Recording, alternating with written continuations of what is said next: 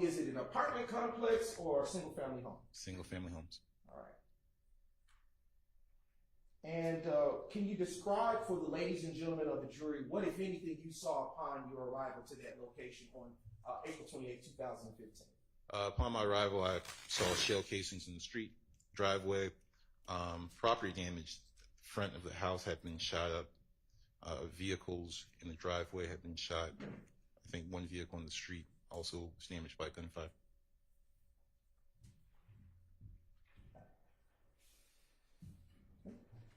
All right. Where were these shell casings? Excuse me.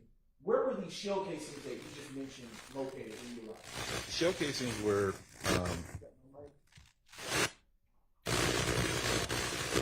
Just a brief indulgence, John. All right, I think we got it. So the. No, we didn't.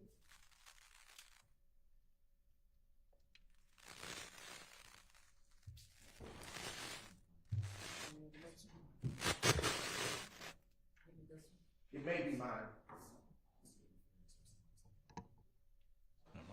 I project as best as I can, Judge, if that helps to eliminate that distraction from the court. I can hear.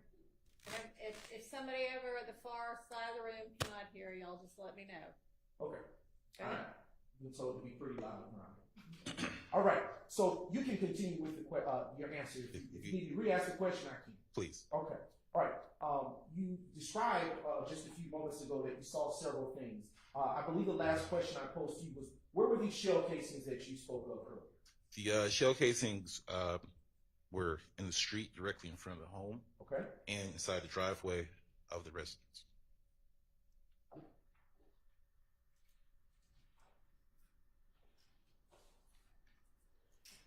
Right. When you arrived to the location, was it nighttime or daytime? It was early morning. Sun was not up. It was night. What was the weather conditions on that day? Clear. Okay. Was there anyone outside preliminarily when you arrived to that location? Outside in the street, no, not that I remember.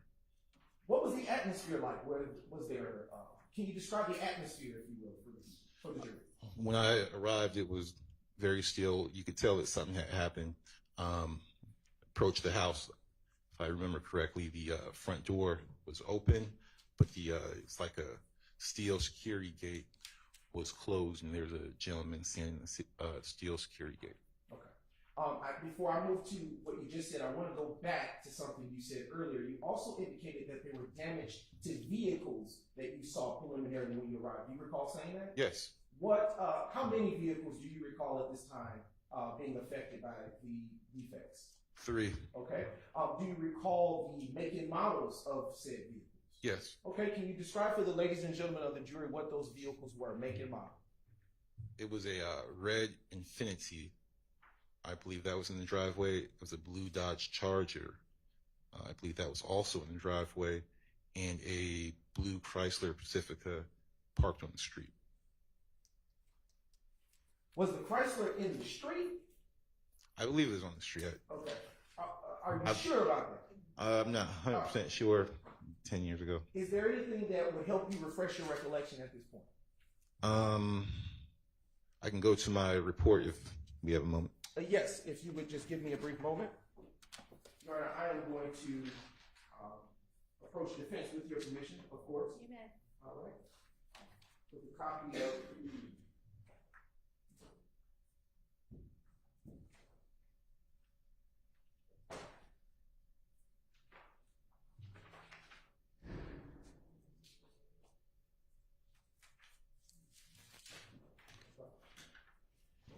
Now approaching the witness, Your Honor. Take a look at this clean copy. I'm going to take this one. Appreciate it. Take a view of that. And then when you refresh your memory, you can look back up at me and we'll continue.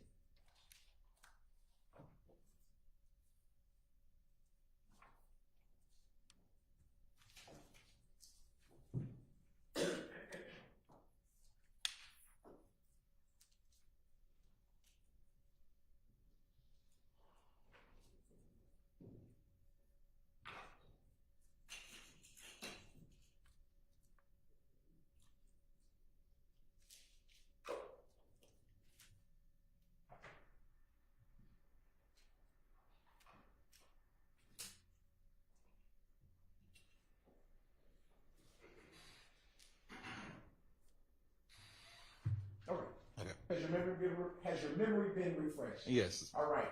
Can you now respond to the question that was posed? Give it to me one more time. Sure. Yeah. Where was the Dodge? Where was the blue Chrysler Pacifica? I believe the Chrysler Pacifica was in the driveway. Okay. All right. Okay. Now, can you describe for the ladies and gentlemen of the jury the tag numbers associated with said vehicles? If I could go to the report. Sure thing, yes, sir.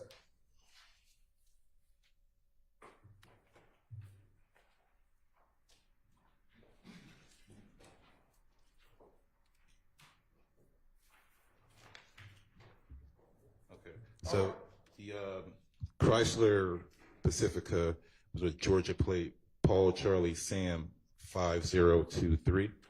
The Dodge Charger was a Georgia plate, Paul Victor Yankee 5663. Okay.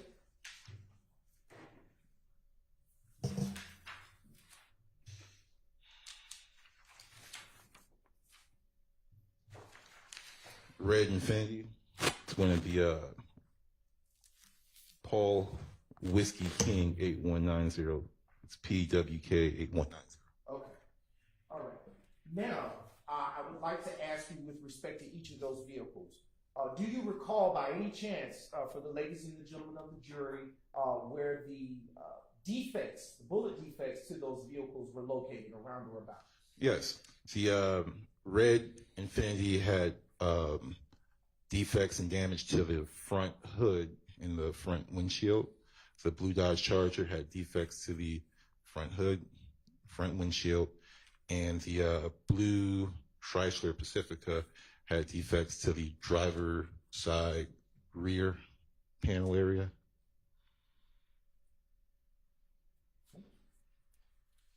All right.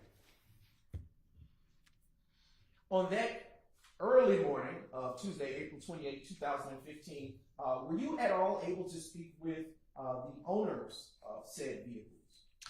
No, I don't remember. Okay. Were you able to speak with them ever after you finished with this particular location responding to it? No. Okay. Did you attempt to, or did anyone from your department or precinct or zone try? I'm not sure. I'm pretty sure I did not. You described earlier that there was property damage to the home located at 1428 Adele Avenue Southwest. Do you remember that? Yes. Okay. Was there any damage to your recollection to any of the other homes located on Adele Avenue? No, all the damage was focused on the house, and I guess the vehicles were damaged as a result of the house being shot up. And when you say the house, is it my understanding correct that you're speaking of the 1428 Adele Avenue Southwest address? Yes. All right. Earlier, you provided a brief description about what it looked like, that being the house that you just described. You stated that there was a gate. Do you recall that? Yes. Okay. Do you remember the color of that gate? White. Okay. And when you say a gate, are you referencing a door that appears to be as such, or a physical gate that prevents one from coming into the premises of the property? It's like a metal security gate that goes in front of the front door. It's common on a lot of houses in the area. Do you reference a gate in your report? Yes. Okay, and is that what you had in mind when you wrote that report? Yes. Okay.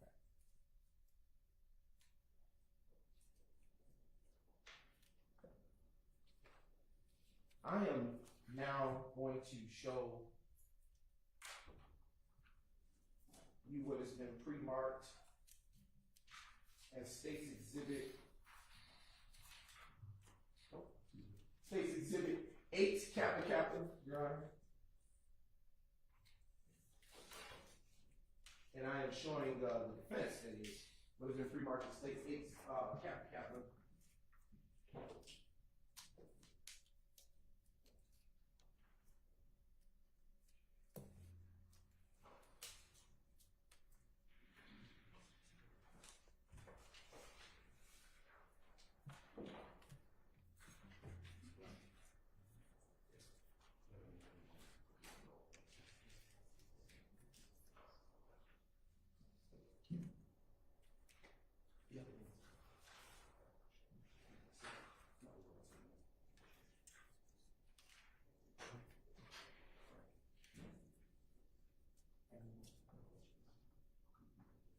I am now approaching the witness, Your Honor, with your permission, with State's Exhibit 8, Kappa Kappa. You may All right. freely approach the witness. Thank you, Your Honor. Officer Pitts, you are now holding State's Exhibit 8, Kappa Kappa. From appearance, what is it that I've handed to you? This is Adele Avenue. Looks like it's going to be to the west of the address. Okay. And is that the general area that you responded to depicted in that particular exhibit on April the 28th, 2015? Yes. And does that exhibit fairly and accurately depict the area of 1428 Adele Avenue Southwest as you remember it on the day that you responded to the shots fired call on April 28th, 2015? Yes. All right. At this time, Your Honor, the state now moves to admit State's Exhibit 8 Kappa Kappa into evidence and request permission to publish, subject to your ruling. It's admitted and you may. Thank you, Your Honor. Your Honor, prior to publishing State's Exhibit 8 Kappa Kappa, the state is going to first start by publishing State's Exhibit 5 Kappa Kappa. And the screen's not working, so I'm going to direct your attention to the monitor above you. It's working, it just takes a second. Sure thing, Your Honor. Okay. Well, I don't know if the witness, can you see it on the screen in front of you? Yes. All right. Oh, okay. All right. That one's working. Okay. Officer Pitts, can you tell us, the ladies and gentlemen of the jury, if you recall this particular location that is depicted in State's Exhibit 5 Kappa Kappa? Yes, it's going to be the 1428 Dale Ave. It's going to be the house. If you're looking at the picture to the right with the white metal gate. Okay. And when you say to the right, just so that we are on the same sheet of music, are you referencing the home that has vehicles within the driveway? Yes. All right. And when you responded to that location, did it look like how it does on this particular exhibit? Yes. Okay. Yes. And I am just going to use this clicker so that it can ease transition. All right. Now turning your attention to State's Exhibit 6 Kappa Kappa, which has already been admitted into evidence. What are we looking at here for the ladies and gentlemen of the jury, Officer Pitts? That's going to be 1428 Adele Ave. It's going to be the house with the white vehicle in the driveway. And I would ask, transition to the next exhibit. State's Exhibit 7 Kappa Kappa. Is this, what are we looking at here? 1428 Adele Ave, house with the white vehicle in the driveway. And is it fair to say this is just a wider view of the same area that you responded to? Yes. And using this exhibit that contains this wider view, can you point to the ladies and gentlemen of the jury, or describe better yet, the general area where you saw the shell casings when you responded at 4:06 a.m. on April 28, 2015? In the driveway right there, about where the car is going to the street. Okay. I have a pointer. It's working. Semi. All right. I'm so sorry. Okay. When you say driveway, So right about, yeah, right about there where your pointer is. And when you say in the street, as it relates to the shell casings, are you talking about where the pointer is moving across? Yeah, about there. Okay. All right. I'm now turning your attention to State's Exhibit 8 Kappa Kappa, which has just been admitted into evidence. It's just slow. Just a brief indulgence. Okay, I apologize. All right, Officer Pitts, as it relates to State's Exhibit 8 Kappa Kappa, which is now being published on the screen before you, can you tell the ladies and gentlemen of the jury which direction this angle of this particular photo is facing or directed towards? This is Adele Avenue to the west of 1428. And when you say, of course, there we go. Okay. That direction headed that way where the cursor is moving is considered west in this view? That's correct. All right. And did you happen to see any shell casings in this particular viewpoint when you arrived? I don't believe so. No. Did you see anything of value during your particular investigation in that particular area of Adele Avenue? Not if I remember, no.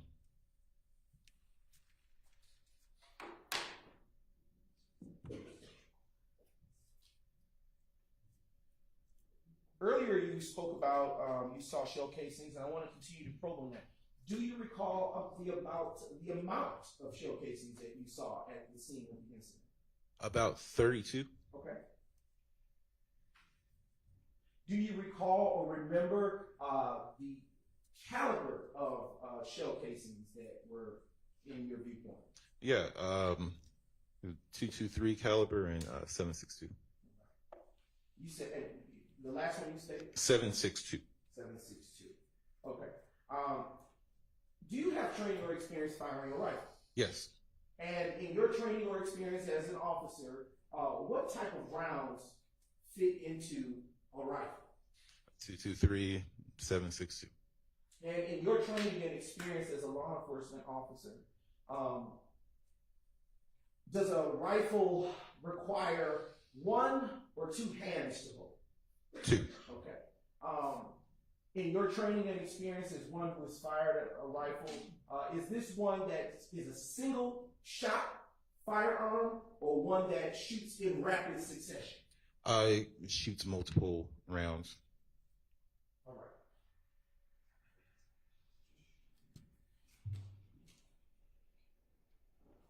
Just a brief indulgence, Your Honor.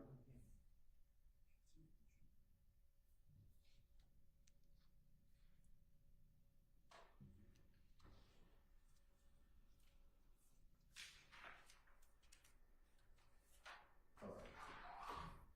Senior active, 80 active, you can pull down 8KK for a brief moment. All right. When you arrived, Officer Pitts, to 1428 Adele Avenue, which is reference to the shooting, did you ever at all count the amount of bullet defects that you saw on the cars or on the home? I don't remember, but I do remember seeing the bullet defects of the residents in the vehicles. Did you recall there being a lot or a few? It was a lot. Okay. Were all of the defects that you saw when you responded, did they appear to be fresh? Yes. All right. And in your training and experience as a law enforcement officer, how do you distinguish what is fresh versus which is old in terms of bullet defects? You're going to have, when you have fresh damage from bullet holes, you'll have smaller microparticles from the material still scattered about on the surface of whatever you're looking at. And these microparticles that you're describing, are they microparticles from the object or material that has been defected by Yes. the bullet, or is part microparticles from the bullet itself? It's going to be from wherever the object was that was struck. And is it fair to say that these microparticles that you're describing, that they're small, are they? Yes. But based on your training and experience, it's fair to say that you know what to look for. Yes. Is it also fair to say that you've seen multiple such types of...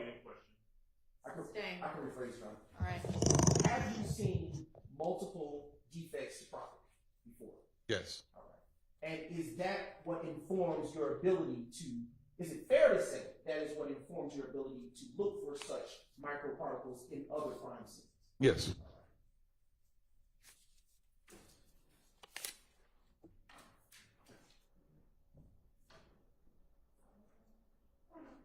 Are these microparticles that you're describing anything of such value that someone that would come behind you could collect? I don't understand that. Let me rephrase. Is that something that you would normally collect, microparticles? No. Okay. Does it have any value outside of you being able to detect whether the bullet defects are old or new? No. Okay. All right. I want to turn your attention to the moment where you said you arrived to the location. Did you ever get out of your vehicle? Yes. And how were you dressed on that day? In uniform. And were you in a marked or unmarked police car? Marked police car. And did you ever walk up to the home of 1428 Adele Avenue Southwest. Yes. And what, if anything, did you do or say during that time? I met a gentleman, black male, medium brown skin tone. He was at the door wearing a Fan America brown sweatshirt. I asked him if he had been injured. He said that he had not. I'm going to object to the hearsay. Sustained. Your Honor, if I may respond. This is the course of the active investigation, and this is the effect on the listener. He informs what will come next. Just move on to your next question. Sure thing, Your Honor. All right. I'll move on to the next question for you. This individual that you described, you just provided a description. Was he tall or short? I can't remember. Okay. Do you recall if he was taller than you? I don't think he was now. And you described the shirt he was wearing that you said had Fan America on it somewhere. Is that correct? That's correct. And when you saw that shirt, did it have any value to you when you saw that name? Fan America at the time was a prominent gang in the area. I'm going to object as to improper foundation and move to strike. Can you lay the foundation? Sure. I can ask a few preliminary questions, John. Sure thing. What training or experience do you have with gangs in that area? Plenty of experience. Sometimes that we get information from investigators to keep an eye out for this type of clothing or this type of coloring or these type of tattoos that would indicate gang affiliation. Okay, and was that your first time seeing? Excuse me. I'm going to object to that testimony again and ask it to be struck. It violates our ability, the confrontation clause, our ability to question where this information is coming from. It is hearsay. I would ask that answer be struck. Overruled. Okay. You can continue with your answer if you had any. That was it. Okay. All right. And with that particular background in mind, was this incident to which you responded the first such time that you had ever seen such indicators of clothing as you described? Yes, I believe so. Okay. All right. And your experience, based on what you had learned prior to that moment in your training, did that language on that sweatshirt have any value to you as a law enforcement officer with such training and background? Your Honor, Yes. I would renew my objection. Indicate there is not proper foundation. It's been laid. I'm sustained at this point. Okay. All right.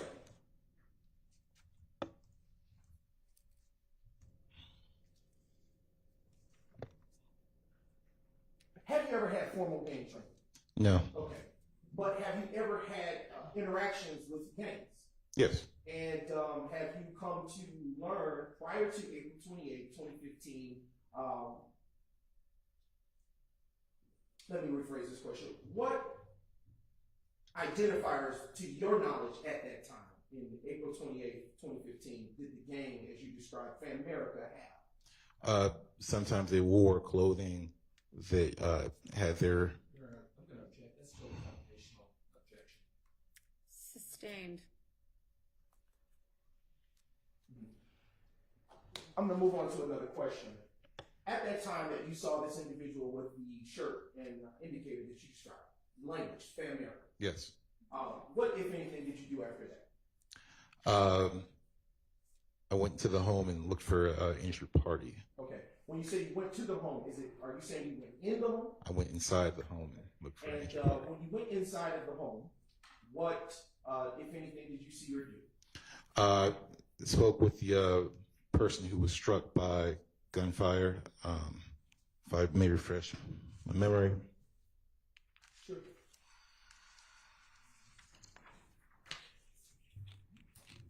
The victim, Denise Renee Bell.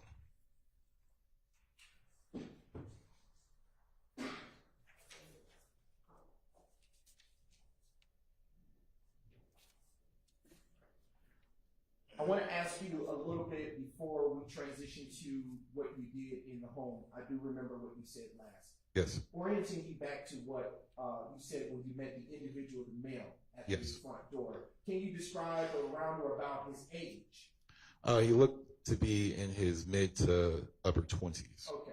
What was his demeanor? He was calm.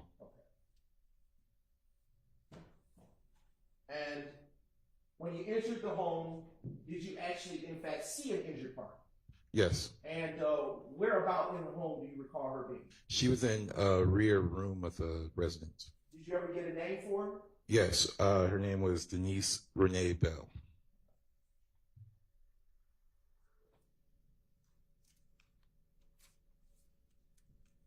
Were you ever given a name for the male that met you at the front gated door that you described earlier? No. Did you ever ask? No.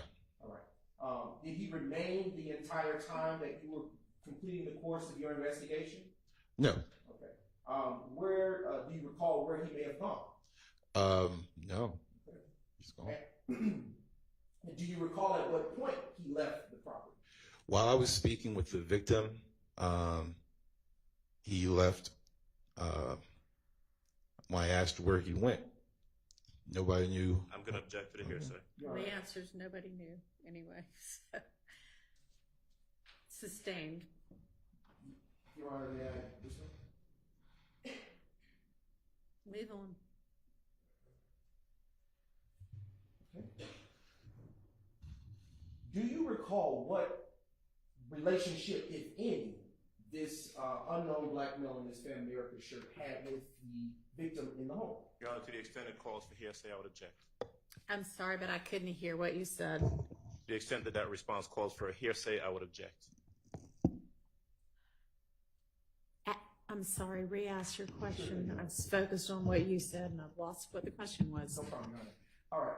Do you recall what relationship, if any, the unknown black male in the Family America shirt had with the victim? Okay, sustained to the hearsay objection.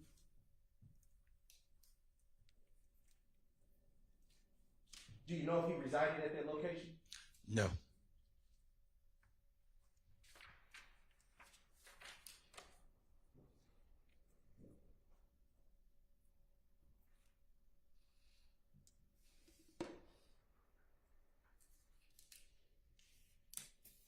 How familiar are you with Club Crucial? Fairly familiar. All right. And how are you familiar with Club Crucial? Club Crucial is a nightclub that is in the zone. It's on Bankhead, down at Hollywood Parkway. When you say the zone, what zone are you referencing? Zone 1.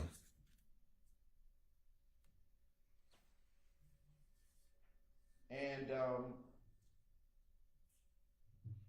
being that it was in the zone, is it fair to say that you would pass by there? Yes. Okay. And how often would you be in that area, specifically where Club Crucial is located? Typically, we would patrol and post up outside the club, opposite side of the street, when it's in operation.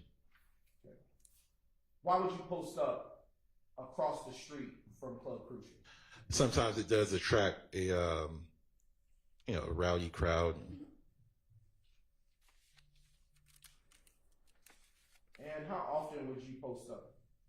Every night it was open. Okay. And how often, to your knowledge, would it be open? Mondays, Fridays, Saturdays, and maybe Sundays.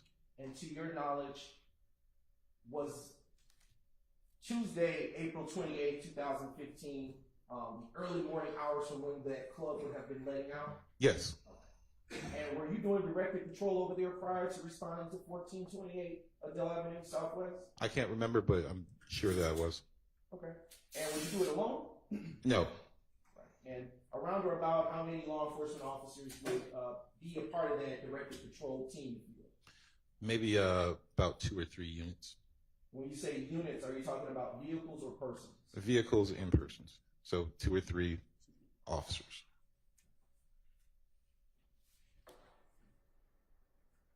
And do you know the hours, if you recall, roughly about the hours of operation, not the days, but the hours of operation for Club Crucial? I recall that it closes at about 3.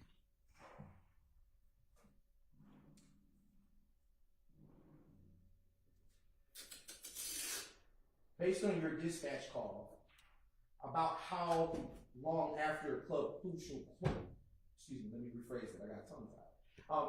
Based on your dispatch call, about how long after Club Crucial formally closed did this gunshots fired call come in? A little more than an hour.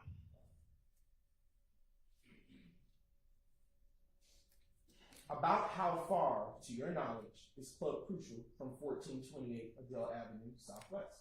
1428 Adele Avenue is probably a few miles south of Crucial,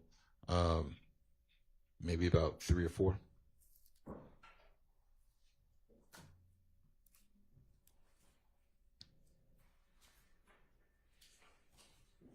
Okay.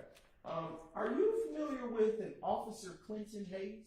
Yes. All right. And are you familiar with him having patrolled in that particular zone? Yes. And do you know if he would have been patrolling in that zone around or about the time you were assigned to it? If we were both working that night, then he probably was, yes. And would he have also been one who is, I will rephrase that question. Actually, we'll just start that question. Do you know if he was doing directed patrol on that particular day? I can't remember. Okay.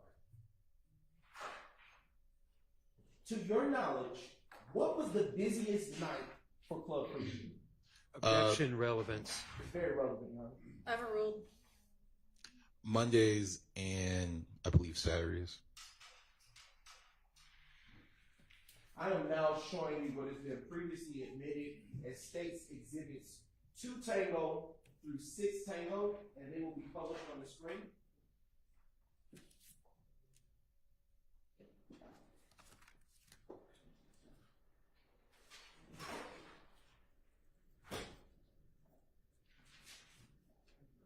Just a brief indulgence, Your Honor, while we get that technology. No problem.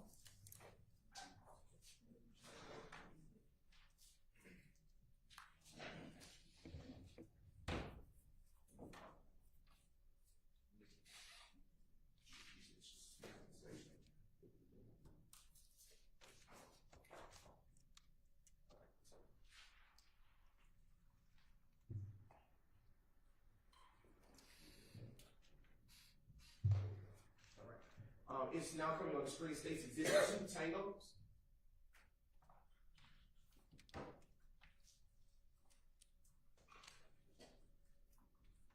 Right.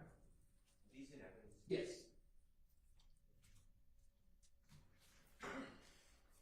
And these, Your Honor, for the court's edification, they were admitted through Officer Clinton Hayes' time. Yes, Your Honor. Showing you now what has been admitted previously as States Exhibit 2 Tango. And you now see it on the screen. What are we looking at here? That's the front face of Crucial. And is this how you remember it to have looked in April of 2015? Yes. Okay. And is Club Crucial still open and functioning by any chance? Yes, it is, but I don't work at night anymore. And does it still look like this, or has it changed to your knowledge? The red stripe is no longer there. And they have a security gate in front of both driveways. Right, and I am now transitioning your attention to States Exhibit 3 Tango. All right. What are we looking at here at States 3 Tango? That's Crucial. All right. Do you see the red stripe that you saw in the last exhibit? No. All right. Do you see the security gates that you just talked about? Yes. And were those security gates there in 2015? No. You know around or about when those gates were placed there? No, maybe last year or so.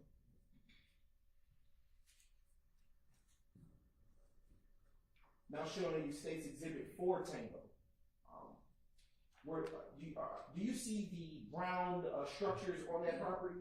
Yes. Were those brown structures there in 2015 to your recollection? No. Do you know around or about when those brown structures got there? No.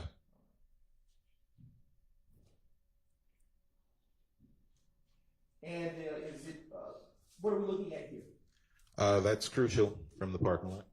Do you see any tire tread or marks on the ground on this exhibit? Or? Yes. All right. And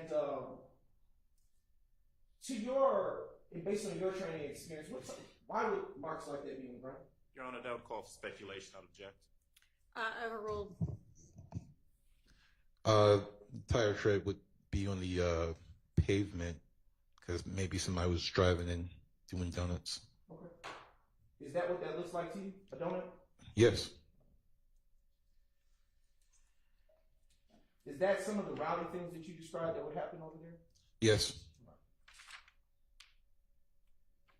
I'm showing you the final a state's exhibit that will be published from this category of state's exhibit 6 Tango.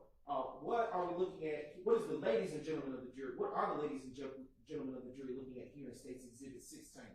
That's still the parking lot of Crucial, but it's the facing east. Okay. And what street is that running perpendicular to the building? That's going to be Donald Lee Hollowell Parkway.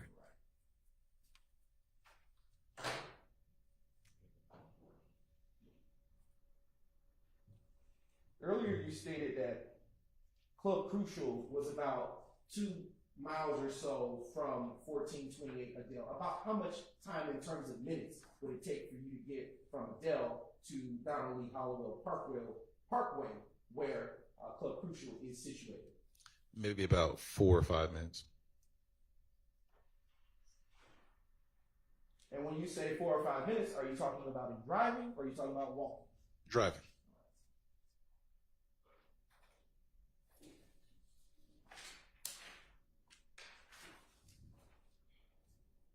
And to be sure, is Club Crucial and Adele Avenue in the same beat? No. Okay. Do you know what beat Club Crucial sits in? Crucial. Overruled. Crucial is one of the 109 speed.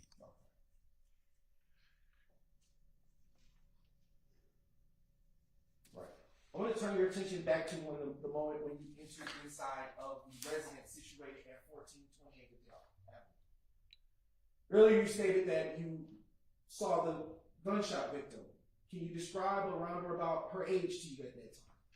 Mid-20s, late 20s.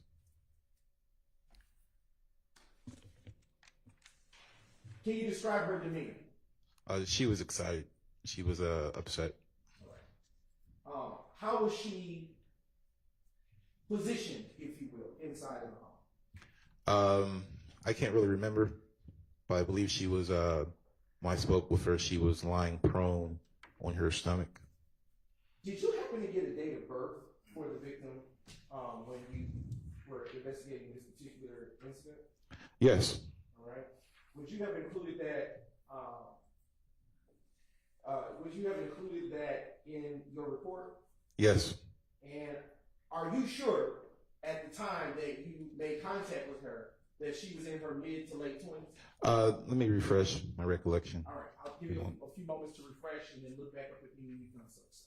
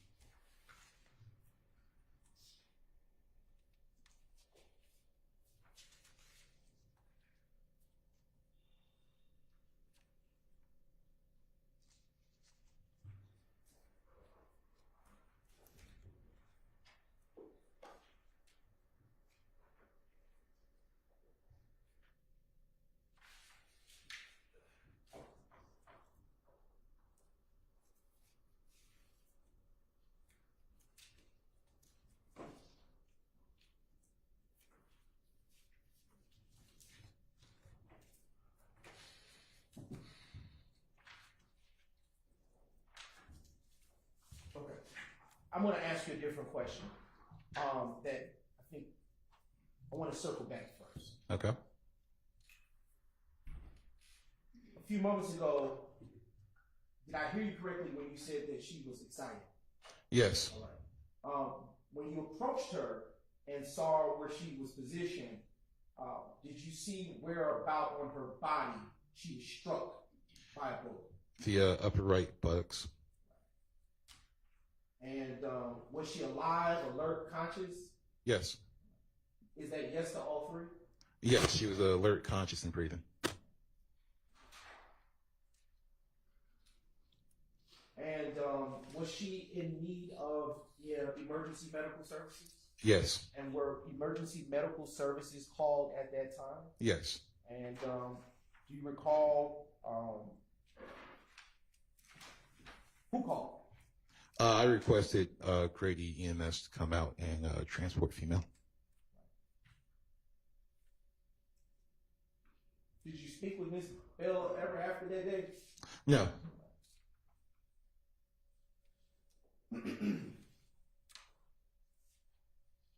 During your investigation of this matter, did you learn if there was anyone else did you see anyone else in the home while you were there?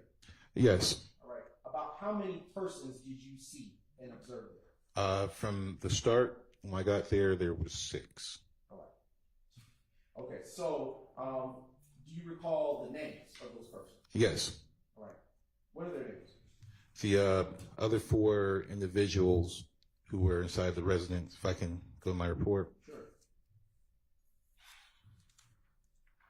Taiwan Marquise Marsh, Cecilia Davis, Diamond Mills, Zeranisha Coakley. About how old did these persons appear to you? They all appeared to be in their 20s. Late or early 20s? Probably about mid-20s.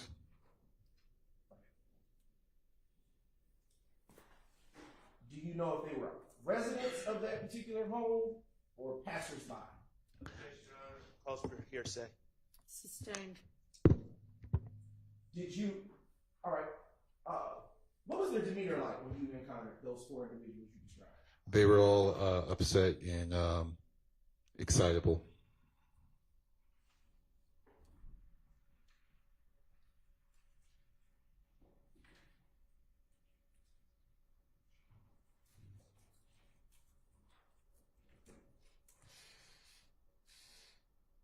How were they dressed?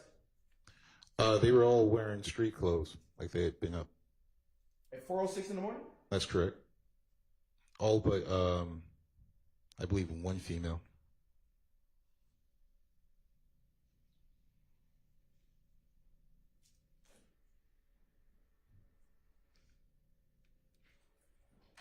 Just a brief indulgence. At the time that you made contact with these 4 individuals, was the male in the Famerica sweatshirt still present or gone from the premises? Objection, Your Honor, asked and answered. Sustained.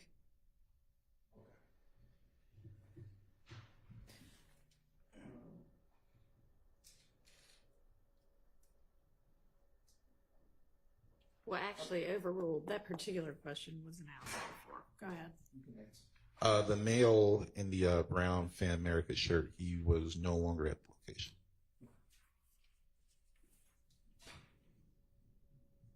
Is that, so you, earlier you described that there were 4 persons inside there at that time, inside the home that is, at that time. At that time, when I initially arrived, we had the male in the brown Fan America shirt, the 4 people that I named just a moment ago, and the victim. Okay. Was there ever a time that you spoke with anyone else? Yes. What were their names? If I go to the report. Sure.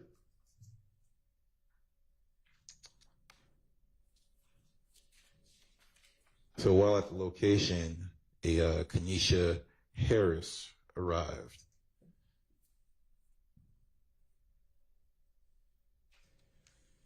How was she dressed? She was dressed in street clothes. Did she come into the house?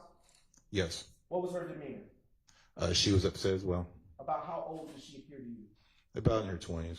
Okay. Did she come alone? I'm not sure.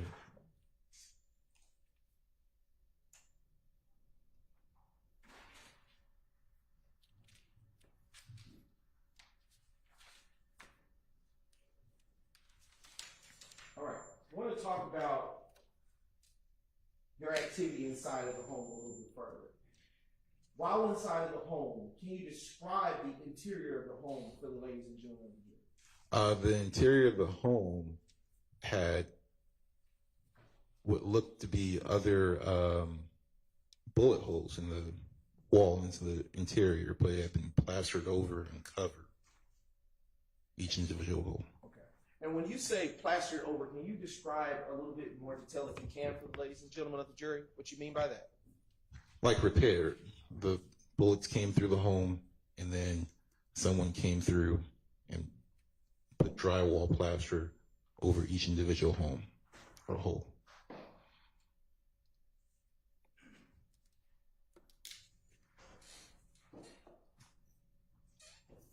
And did you also see new bullet defects inside of the home that weren't plastered? Yes.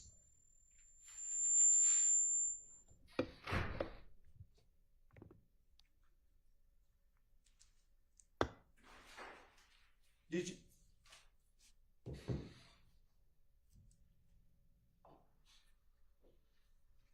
Do you have personal knowledge of when that those older bullet defects were present at when they got there?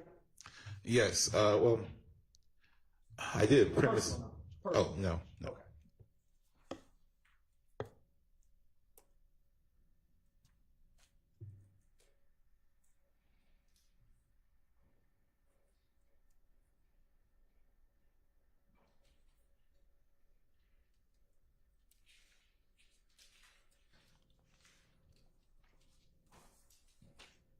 Was there a time that you exited the home at 1428 Adele Avenue Southwest? Yes. All right. And what, if anything, occurred at that point? I spoke to a resident who lived in the neighborhood. What was that resident's name? If I can go to report. Anthony Travis. And about how old did he look to you? About in his 20s, maybe upper 20s.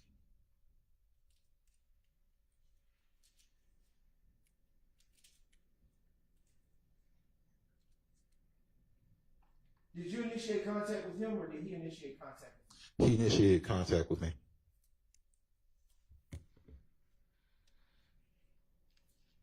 All right. What, if anything, did he tell you at the time he initiated contact? Objection, Your Honor, calls for hearsay. May I respond, Your Honor? You may. It is, in fact, the present sense impression, and it is also going to be an effect on the listener himself. Your Honor, it's neither of those two things. Hang on. Let me hear what he's saying. What he is going to testify, what I am saying, we expect the testimony to be, is going to be tantamount to a present sense impression. If I may approach to further clarify, I don't want to put that on the record.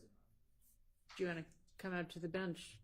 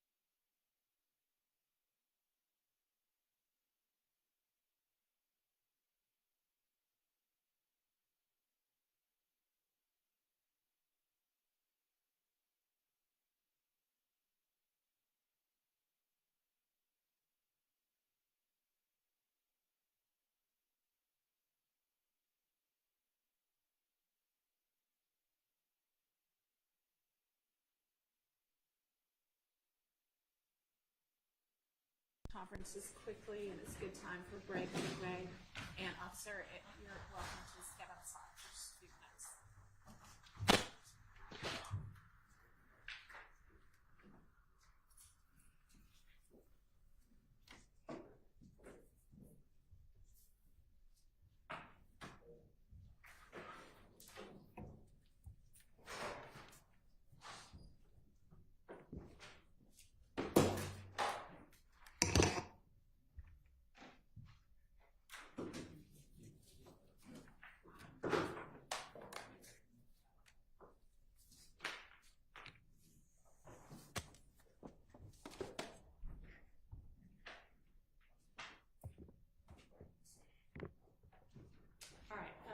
I don't know, maybe we need to take a look at that case since we're all just looking at it for the first time, because a present sense impression exception doesn't have to be somebody perceiving it at the actual time they are telling about it at the actual time they're perceiving it. It can be, but it can be immediately after as well.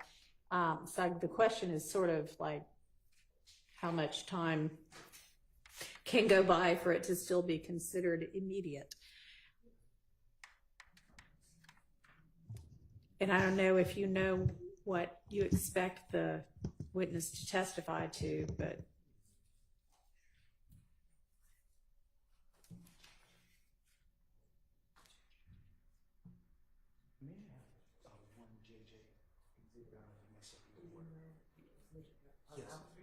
Yes, it should be. 1 through 4, JJ. Yes. Yes. And Your Honor, may I ask the clerk to for the pen site related to that case, if you will, Your Honor? did you say 370 Georgia 757? That's correct, Your Honor. And I don't know, was there a pinpoint site? I'm in Division 5. All right.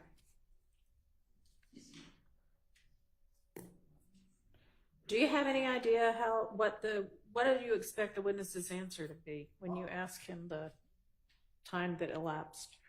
I expect that he will say that it was sufficiently close enough for the exception to apply in this particular set of facts, Your Honor. But I will say that I will not make a misrepresentation to the court. I will do as the court is instructed, nonetheless, while still reading this case law, to further bolster my belief or the state's expectation and support that it's sufficiently close enough in time.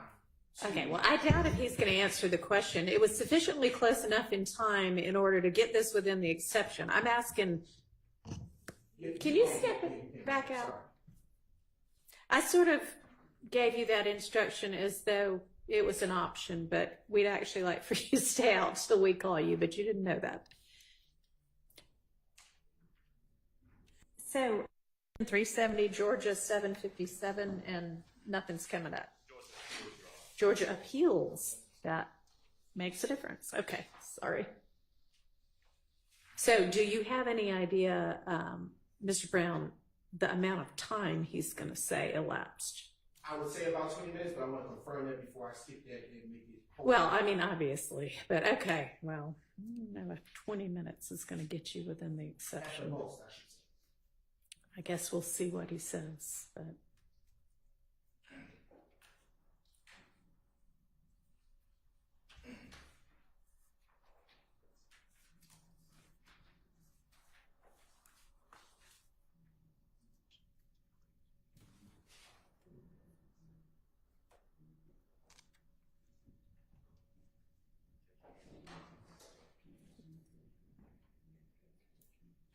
Your Honor, Yes, sir.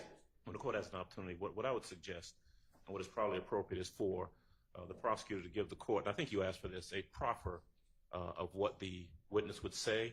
Mm-hmm. The Brantley decision does give, in Division 5, gives a pretty specific definition of present sense impression, and I don't know that there's been a case that says, well, 5 minutes is good, 20 minutes is good, 25 minutes is good. I don't know. I've not seen one that goes with that much specificity. But I think the case is clear, and the case law, other than Brantley, is clear that there has to be a significant amount of, I use the word contemporaneity, if that's a proper word, has to be sufficiently contemporaneous to be free of any sort of misrepresentation by the witness. And although it doesn't have to be immediately contemporaneous, the witness doesn't have to be making a statement right at the time they're observing it. I think the cases contemplate that they have to be made very soon in time thereafter. And at this point, without a proffer, we just don't know what time period we're talking about, so that we know whether it meets the definition of no. Okay, well, yeah, I see substantial contemporaneity, which that's a word I've never heard before, of the event, and the statement to negate the likelihood of deliberate or conscious misrepresentation. So if that's what we're evaluating, then this may be within that. So thank you for pointing that out.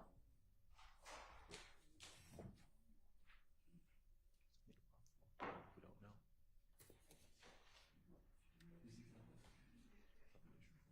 Is there any indication in this Brantley case how long past the event the grandmother's statement was?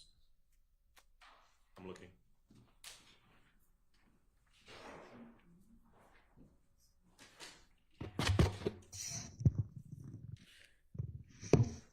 They have unhelpfully declined to include that information within the case, it appears. I do not see it, Judge. So, Your Honor, yes, sir. if I may, at this point, I just want to turn the court's attention to 4 Kappa Kappa, which has been admitted into evidence. It is the call for services report that was admitted prior to this witness testifying. Okay. And the court inquired as to the amount of contemporaneity Uh-huh. that took place between the statement and the call. Uh-huh. And with that exhibit, I do have an answer, Your Honor. All right. The call was received at 4:06, and Officer Pitts arrived at 4:08. Okay. Right. So I'm asking, any idea how long after the event he spoke with whomever this witness is? And you were saying you think within 20 minutes. So May I ask for a moment to speak with the witness to give a proffer as to what I expect that outside of the courtroom? No. Our position would be bring the witness in. Let's have the witness answer that question. yeah, agreed. You can just ask him to step back in.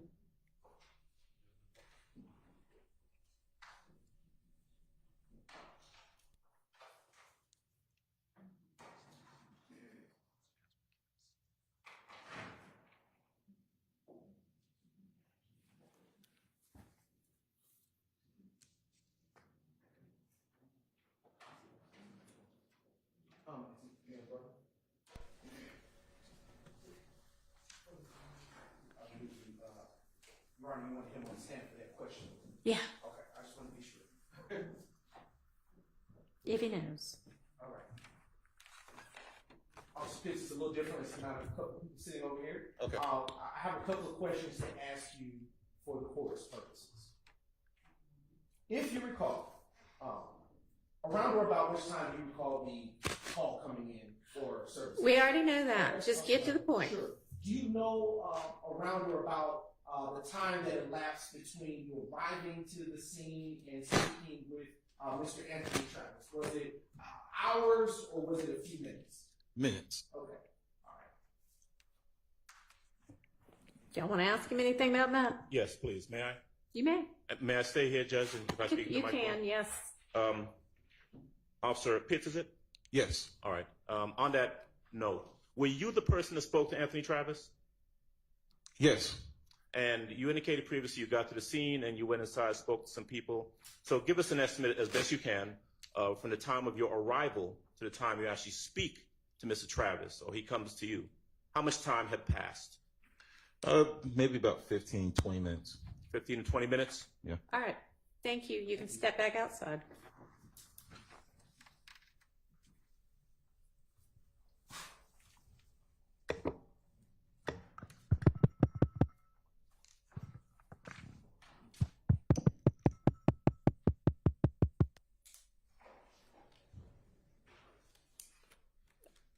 All right. My ruling would be that's close enough in time to negate the likelihood of deliberate or conscious misrepresentation. So I'm going to permit that as a present sense impression. exception to hearsay. Does anybody need to use the restroom before we have the jury back? All right, let's all take as quick of a break as we can because we've already been out about 15 minutes. Thank you. I'm sorry. I see one of my esteemed colleagues from across the aisle here. I believe that he is here as a representative for one of our witnesses. And I haven't spoken with him, so John, I didn't know if you wanted to approach. If we could, All right, what's your name? Dennis Child. Okay, I'm sorry, I hadn't seen you in a while. You looked familiar to me, but Everybody thinks I'm dead. okay. Are you asking to approach without the defense? No, make a mistake. That's fine. That's going to put on the record. I'm representing Mrs. Atwood, family defendant. I understand he was picked up on material witness warrant. I would ask the court to release him. He's got sickle cell bad. When he was picked up, he was just exited the hospital. They had to do 2 blood replacements, transfusions. He's in the hospital, or he's in Brady right now. He left Brady. He's in Fulton County Jail. He's got pneumonia. He will not live, Judge. I talked to the family. In the last 4 months, he's been 10 out of the hospital 10 times. He's extremely sick. He will not survive in Fulton County. I would ask that he be released, and I'm going to be in touch with him. He will come to court when you ask him to come to court. Go ahead. If not, he won't live. All right, so the information I got this morning, and y'all, this was actually what I wanted to discuss on the record had we, at the bench conference, had we gotten started at 8:45 like I asked for us to get started. So anyway, I'll wait if you want to use later. no, this has nothing to do with that. But the information that I got this morning from the sheriff's office was that he is in Grady. Your Honor, So I don't know how recent your information is. I talked to family 2 a.m. well, we've spoken with the sheriff has informed us since that time, and that was what I wanted to bring to the court's attention. Okay. I didn't know that. Judge, and I think that this is a matter that I can speak with Mr. Shive about. I don't know if he wants to fully flesh it out now, but I did want to approach the court with the information and the defense with the information we had. There's more information than just that. Okay, why don't we just, let's have a bench conference, but I would like to be able to just talk about it without them all huddling at the bench, so just don't record this, please, and you're not supposed to.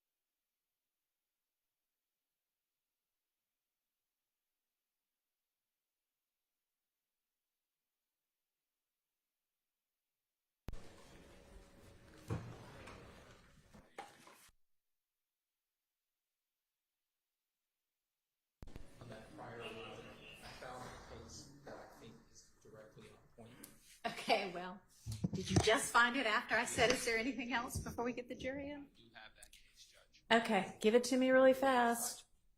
364, Georgia App, 518, Grimes versus the state.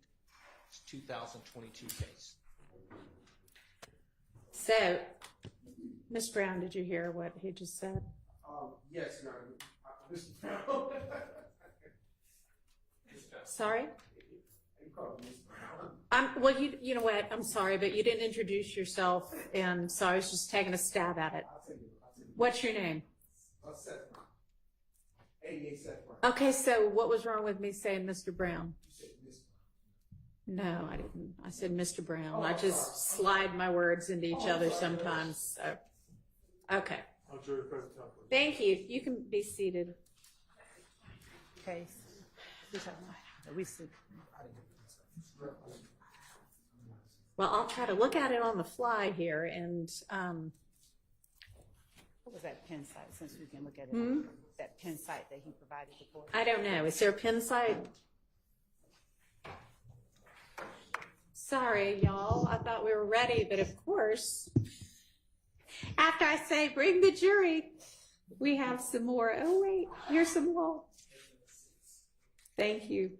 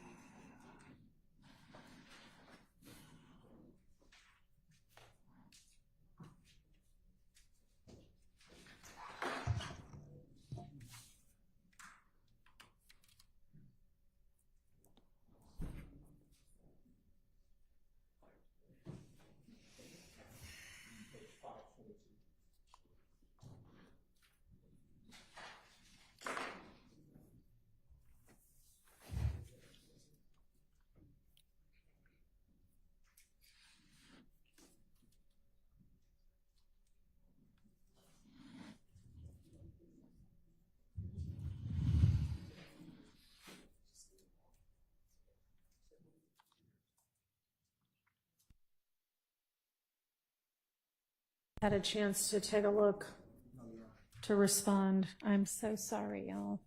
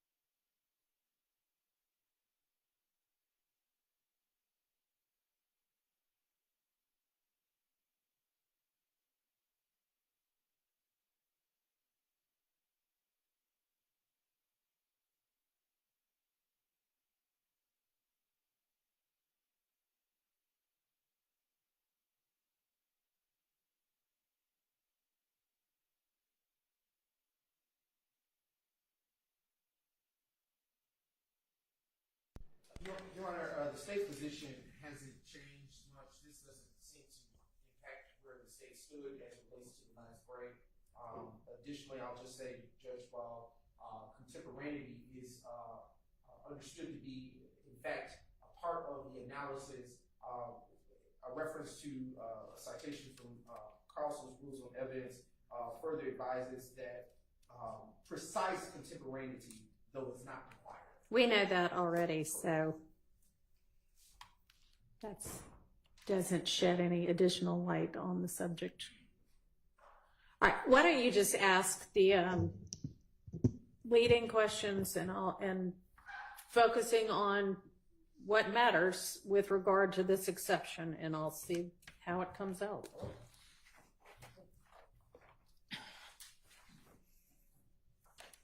Welcome back, Officer Pitts. Hello. All right. All right. Before the break, you indicated that you spoke with an Anthony Travis. Do you recall that statement? That's correct. All right. Can you tell the ladies and gentlemen of the jury what it is that you spoke with him about? Mr. Travis said that before the shooting occurred, there was a This subject matter, not what he said. The subject matter, without saying what he said. he witnessed the shooting occur.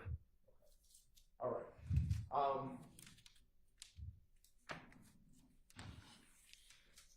Did he describe, if at all, if he saw the person who conducted the shooting? He did. Okay. Were you able to, from that conversation with Mr. Travis, were you able to make out a description of what the person he saw without saying what he said? So what I want you to focus on is what would make a difference with regard to this exception. Time and... Okay. All right. I'll withdraw that question and ask a different one.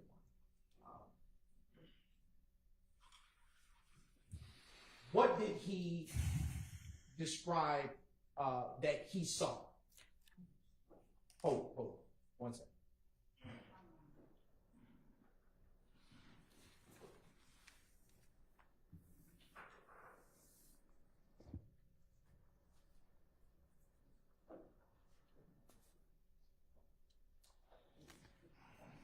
How long after you arrived to the scene of the incident did you interact with, how long after you arrived to the scene of the shooting did you interact with Mr. Travis? About how long after? About 15, 20 minutes. And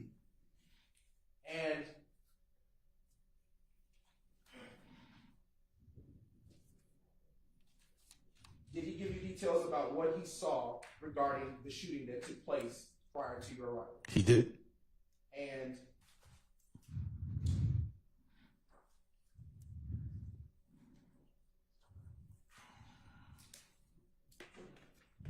without saying what Mr. Travis said, was Mr. Travis able to describe what the shooter did? He was, yes. Okay. All right.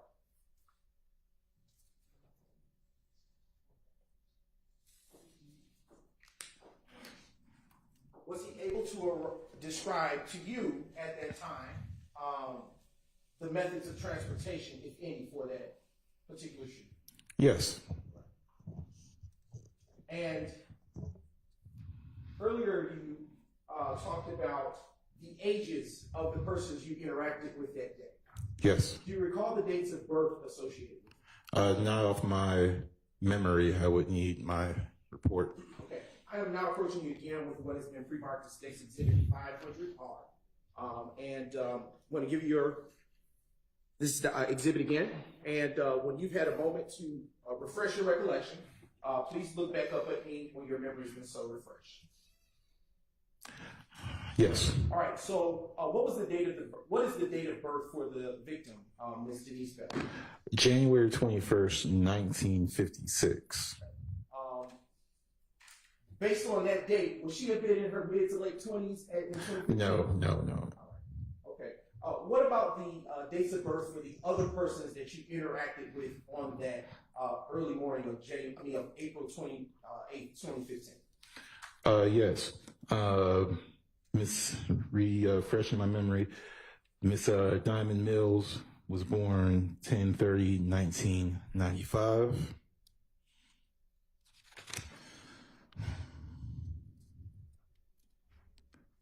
Mr. Travis or Anthony Travis, 2/27/1959. Cecilia Davis, 11/13/1962.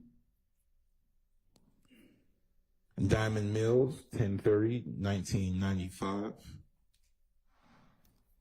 Zuranisha Coakley, 7/15/1994. And Taiwan Marsh, 3/14/1997. Have just a few more questions for you, Officer Pitts. The shell casings that you talked about, you saw earlier, did you ever collect those for evidentiary purposes? The crime scene tech collected the casings. And do you recall who that crime scene tech was that came to that scene? I believe it was Turner. His name was Turner. And do you know who called him out to that scene? That would have been me, if I'm remembering correctly. And without saying anything that he said, do you normally have any kind of interaction with him prior to him getting started with what he does? No.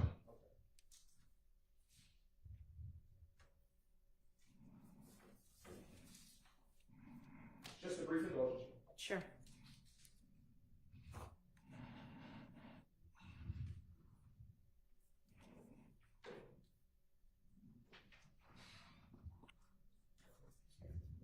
And around what time did you leave the scene?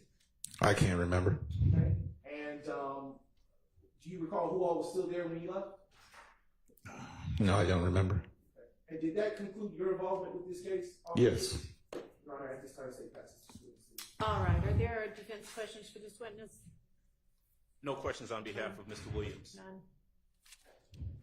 All right, coming up.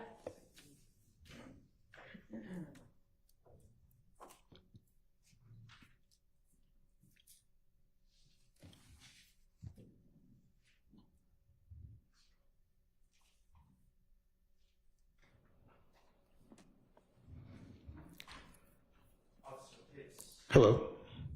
Good morning.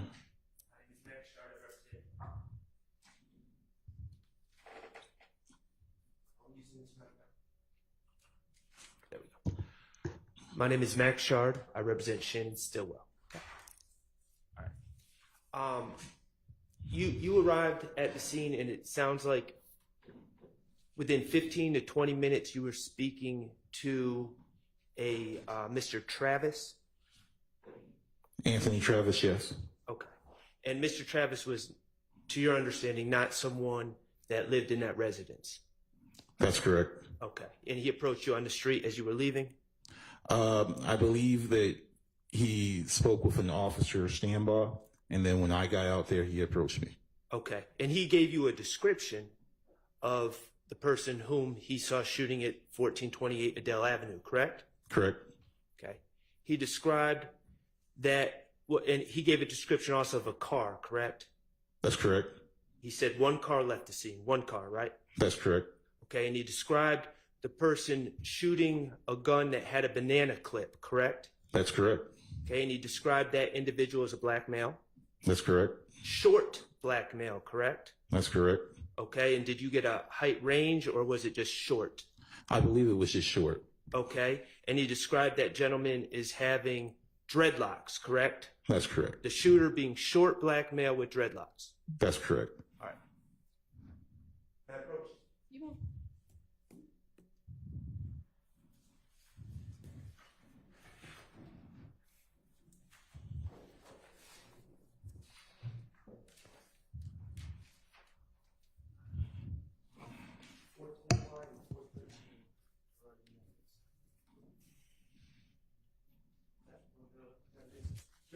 Yes. Can I approach with 410Y and 413Y? You may freely approach the witness, yes. Thank you. Could you look at 410Y? Yes. Okay, and I'm not going to ask you the identifications of any of those individuals, but do you see an individual wearing, do you see a date on that post? Objection, Judge, relevance. I don't know what I'm sure it my is, client doesn't so. match the description. Okay, that was an inappropriate way to answer that. I don't even know what the exhibit is, so I can't rule on it. I would ask that we approach Your Honor. All right.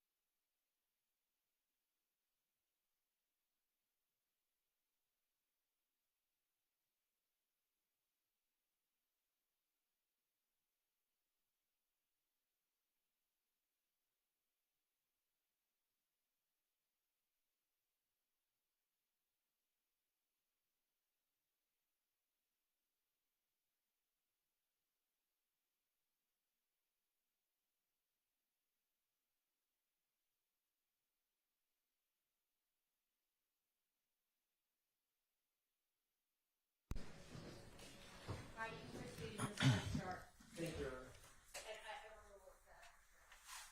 410Y and 413Y. Could you look at 410Y? Do you see a gentleman in a plaid maroon and black and white shirt? Yes.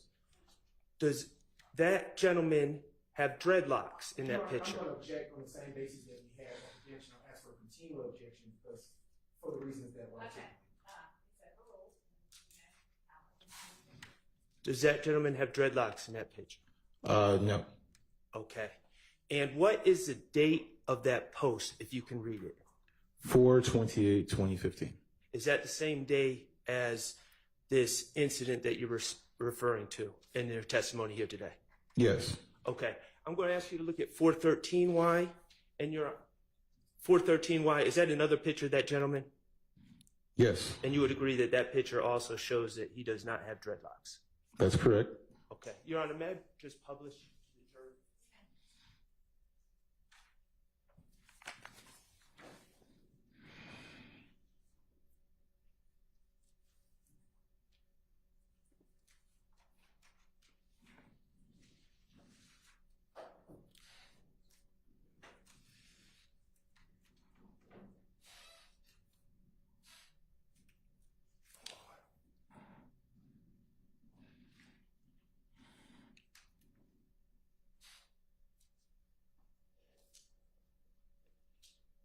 And Your Honor, once the jury is done with those photos, I don't have any further questions.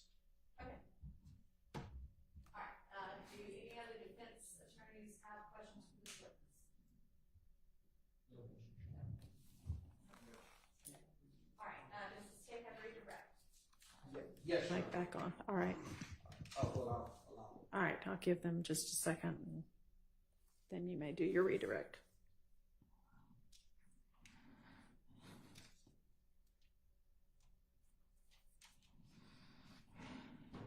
And when you asked to publish, I actually thought you were going to publish it electronically because that's how we've been publishing. And this is fine, but it does take a little bit longer.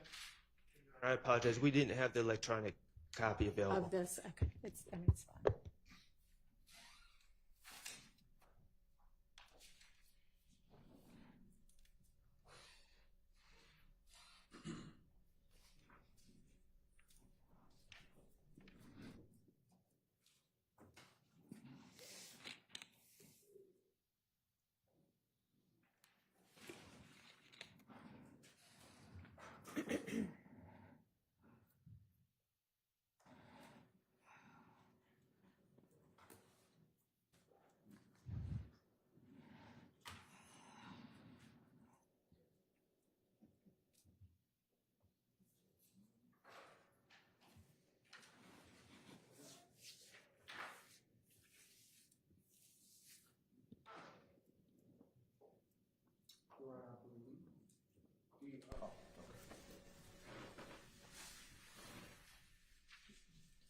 And if you want to, yeah, if you want to collect them after the jury's finished, before you present your redirect and just put them back up with the court reporter, that'll be fine.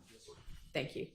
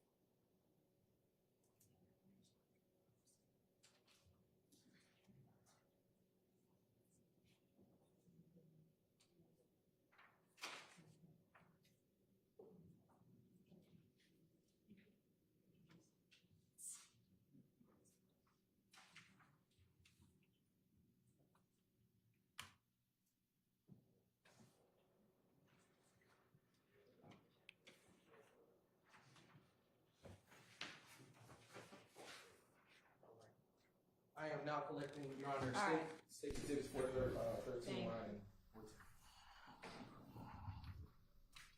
I am starting with State's Exhibit 413, and 413 Yankee, and I am handing it to the witness. I want to ask you a couple of questions about that exhibit, which is in your hand. Yes. On cross, you were asked a few questions by Mr. Stillwell's attorney. I want to ask you, do you know Shannon Stillwell? No. Do you know when that picture was taken? The date says 4. I want to ask you. Can I ask the answer to the question? Yes, sir. Go ahead. It's timestamped, yes. Okay. Do you know that if that was the date that the picture was taken or that the date that it was posted? I'm not sure. Right. I want to turn your attention to the state's exhibit 410, Yankee. Do you know Shannon Stillwell in the plat? No, but I recognize him in the photo. Okay. All right. Do you know when that picture was taken? It's time stamped 4/28/2015, 11:50 a.m. Do you know if that was the time that it was taken or the time that it was posted? I do not know. Did Mr. Travis show you a picture of the shooter on the day of April 28, 2015? No. And on cross, you were asked a few things about what he said. Tell the ladies and gentlemen of the jury what he told you. Exactly what he told you. Mr. Anthony Travis told me that prior to the shooting, a black vehicle was sitting to the west of the residence, 1428 Adele Avenue. Black male with dreads, short black male with dreads, got out and started shooting at the house with a machine gun that had a banana clip. Okay. All right. And what, if anything, happened, or did he tell you after the shooting occurred? He did fill out No. My question is what, if anything, did Mr. Travis tell you the shooter did after he was done shooting? he got into the shooter did go back to the same black vehicle and leave in the black vehicle. Okay. Do you know if Shannon Stillwell was driving that vehicle? No. Do you know if Trontavious Stevens? No. Do you know if Trontavious Stevens is 5'4"? No. Do you know if he wears dreads that are in his head? No. Do you know if Mr.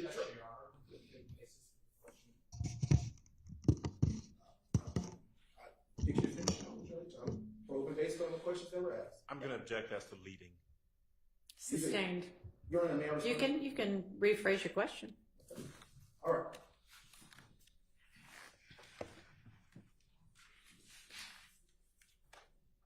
Have you ever seen the pictures that were placed in front of you as State's Exhibits 413 Yankee and 410 Yankee prior to Mr. Sharp showing them to you today? No.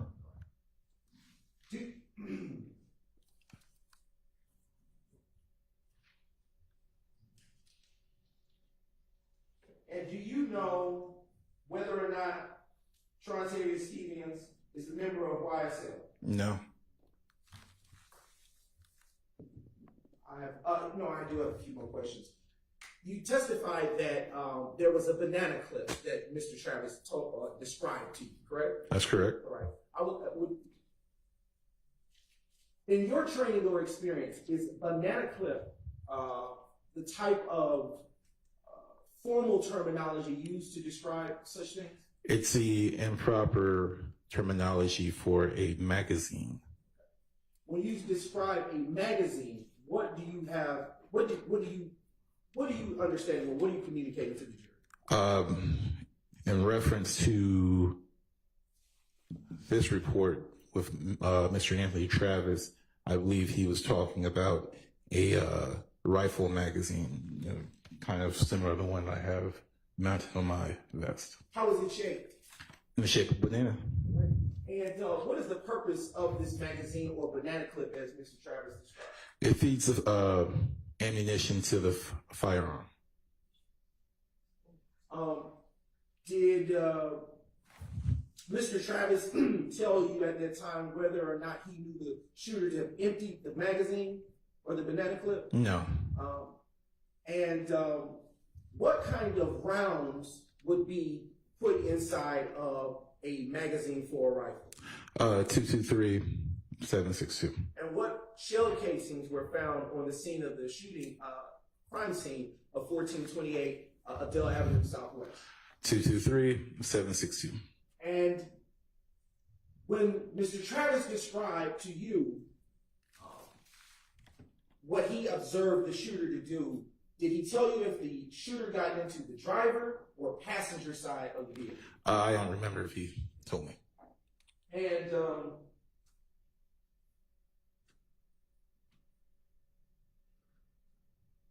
based on your training and experience, about how many rounds can a magazine for a rifle hold inside of it? With a, depending on the type of magazine, 223 magazine can typically carry about 30 rounds. And about how many rounds, shell casings were found on the scene to your recollection? 32. Do you know how many people were inside the vehicle based on what Mr. Travis communicated to you on that evening? I do not. I have no further questions. All right, Mr. Shard, any recross? All right, thank you for your time, officer. You are excused. Call your next witness. Your Honor, at this time, the state now calls to the stand crime scene technician Alfred Turner.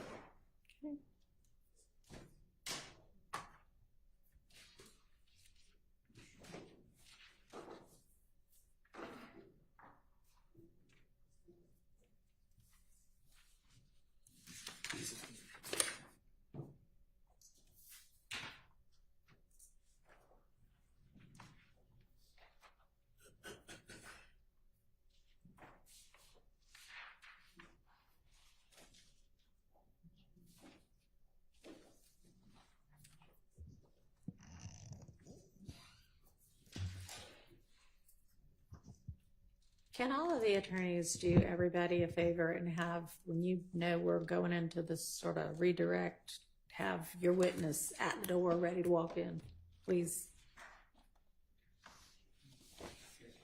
Thank you.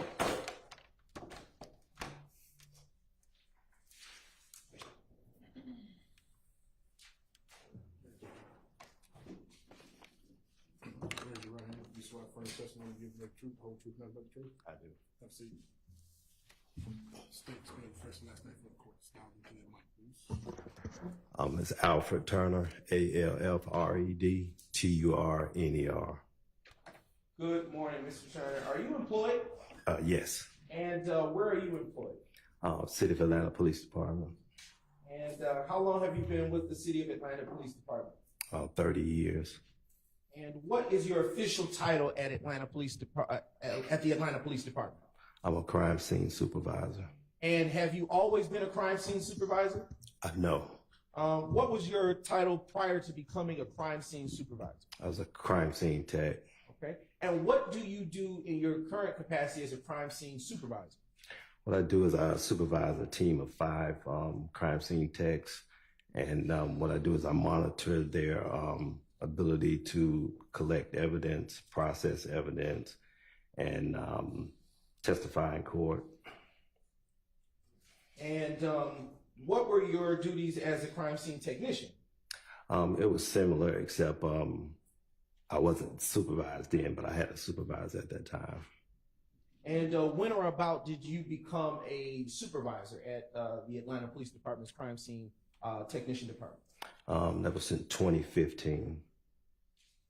Do you remember the month? I believe it was like August, maybe.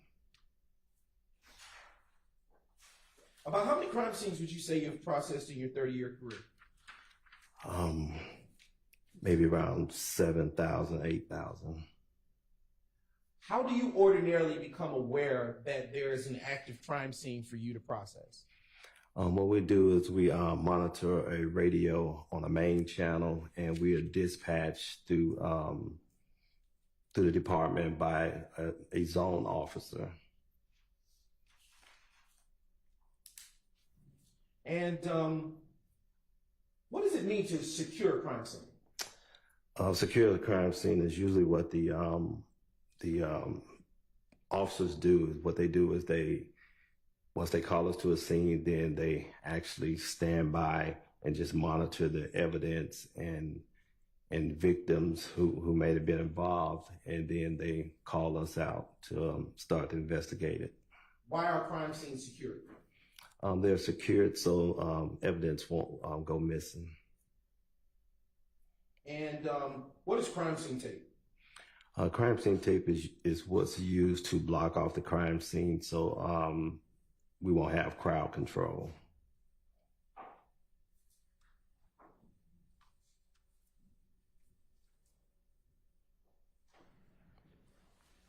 Crime scene tech Turner, Supervisor Turner, do you have a standard method by which you routinely process a crime scene?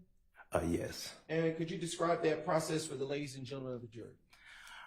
Usually what I do is, if I have a crime scene, I initially talk to either the investigator or the officer that's on the scene so I can get a kind of overview of what happened. And from that point, I either work into the crime scene and out the crime scene, or either with the information that they given from where it began to where it actually ends. And at that point, I'll start taking photographs, and then I'll start marking evidence, and then I'll start collecting evidence at that time.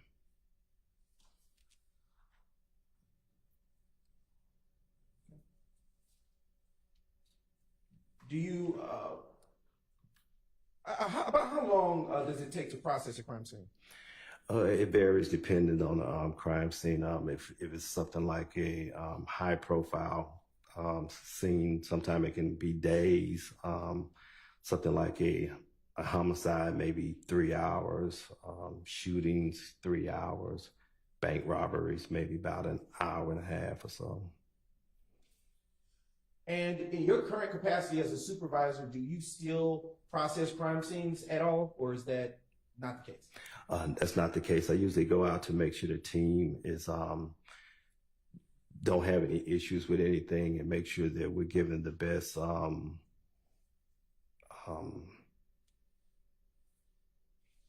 job to the city as possible. When you did process crime scenes, how did you determine where to start processing your crime scene? Again, usually the officers will give us a kind of a run through of what happened. And then from that point, you can kind of see how the crime scene kind of go, by visual looking at it. Earlier, you spoke about taking pictures at a crime scene. Do you recall testifying to that? Yes. And is there a certain method by which you take pictures? Yeah, you just basically take overall photos of everything that you see at the scene, and the evidence. You take photographs of where the evidence was. You kind of take it far back, and then you take it close up, so you can kind of pinpoint where it was. What do you do with the pictures after you take them? I download them and turn them into our photo lab. How do you go about the evidence collection process? Is there a certain way you store evidence? Yes, we have a storage room.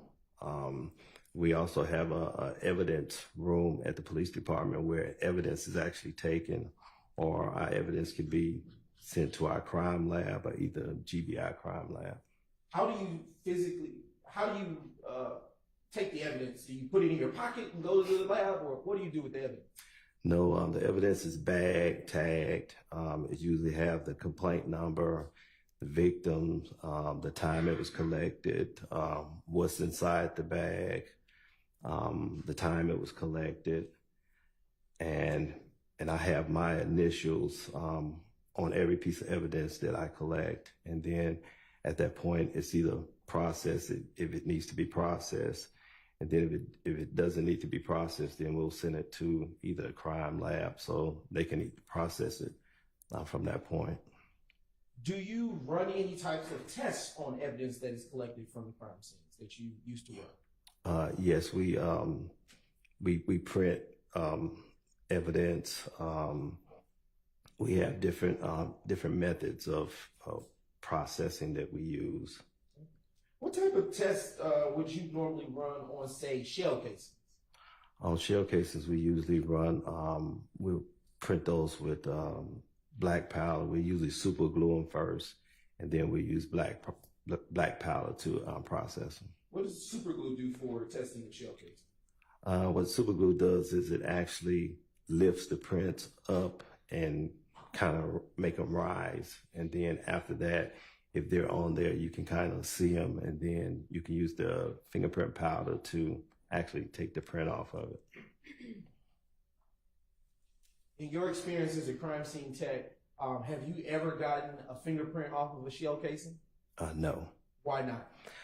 Usually the casings are too small, but we try all the time. Do you prepare, well, did you, in your former capacity as a crime scene tech, not a supervisor, prepare crime scene diagrams? No. Why not?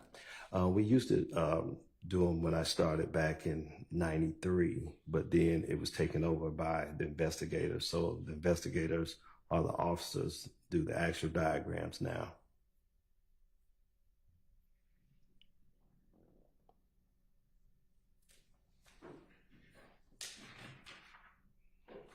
What is a crime scene record? A crime scene record? A record or report? Oh. Yes. Okay, a report. A report is what we actually do when I take photos. I have to do a log of each photo that I take. When I take evidence, I have to do a actual log of every piece of item that I take. And then I actually have to do a whole narrative of what I did from beginning of the crime scene to the ending of the crime scene.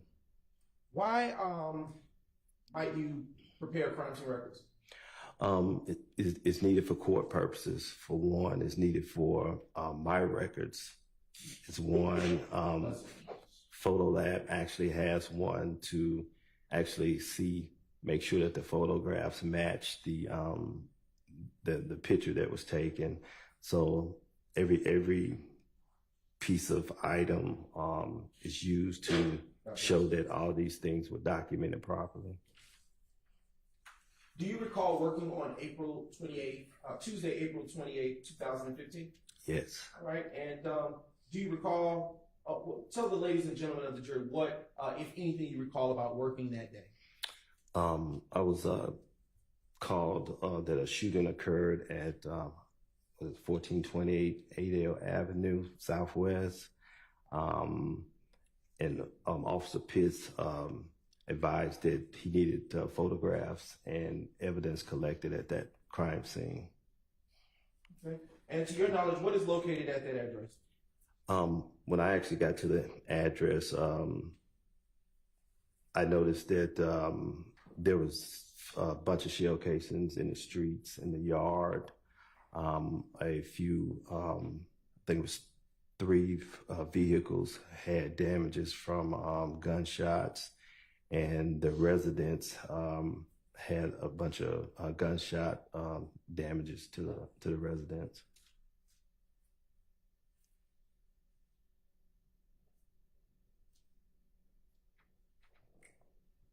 Did you see any people at the scene?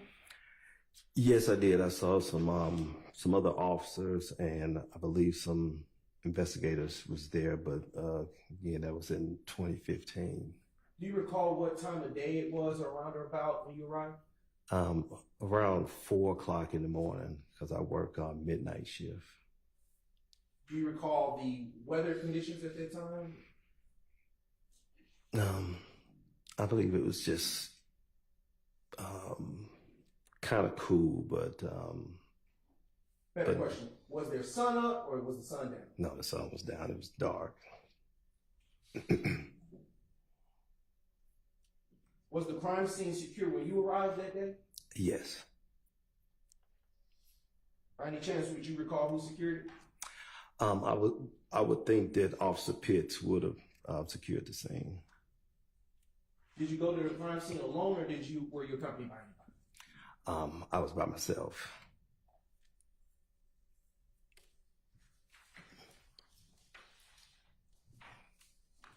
Okay. So did you in fact process this crime scene that is under discussion at this time? Yes.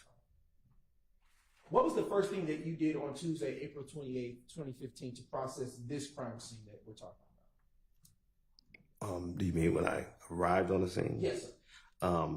I talked to Officer Pitts so he can kind of give me an overview of what happened.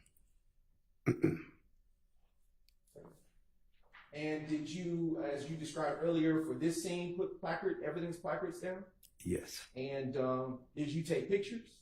Yes, I did. And did you collect evidence? Yes. And what evidence did you collect? I collected 34 shell casings. Do you recall what type or size of shell casings they were? Yes. Or do you? Is it not apparent to you at this moment, off the top of your head? I just didn't want to get the number wrong. Okay. Would anything help refresh your recollection? Yes, I can. I'm going to approach the witness with was in three marks. What would refresh your recollection? If I looked over my notes. Okay. I'm going to approach the witness with what's been pre-marked as State's Exhibit 10 KK, and I'll allow you to look at this and see if your memory's been refreshed. I'm going to take that so that you can look at that.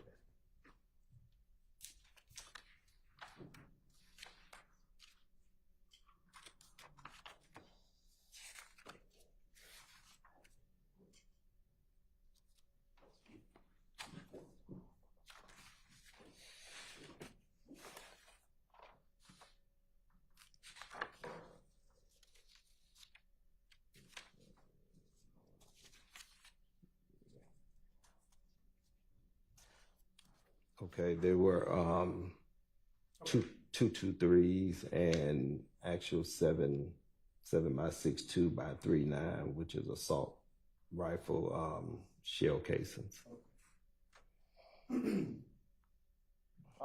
As it relates to this crime scene that we're still talking about, how many evidence placards did you put down that day? 34. And 34 placards went next to what evidence? Each shell casing. And did you take any pictures of these placards next to the shell casing? Yes, I did. And do you recall about how many photos you may have taken that day? I think it was a total of 128. Okay. Would you recognize those photos if you were to see them today? Yes. All right. I am now approaching the witness, Your Honor, with what has been pre-marked as State's Exhibits 11 capital to 138 capital. Right. Yes. And please take a brief moment to just look back over those. And when you've done looking at them, angling them away from the presence of the jury so that they're not able to see those exhibits. Yes, sir. And then look at me when you're finished.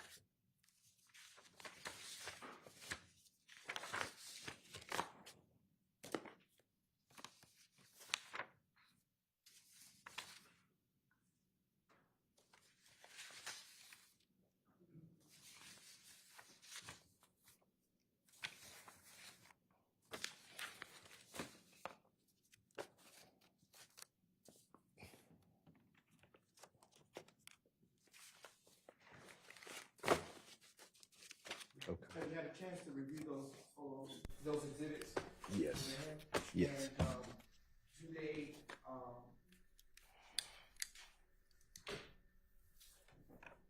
what do they reflect?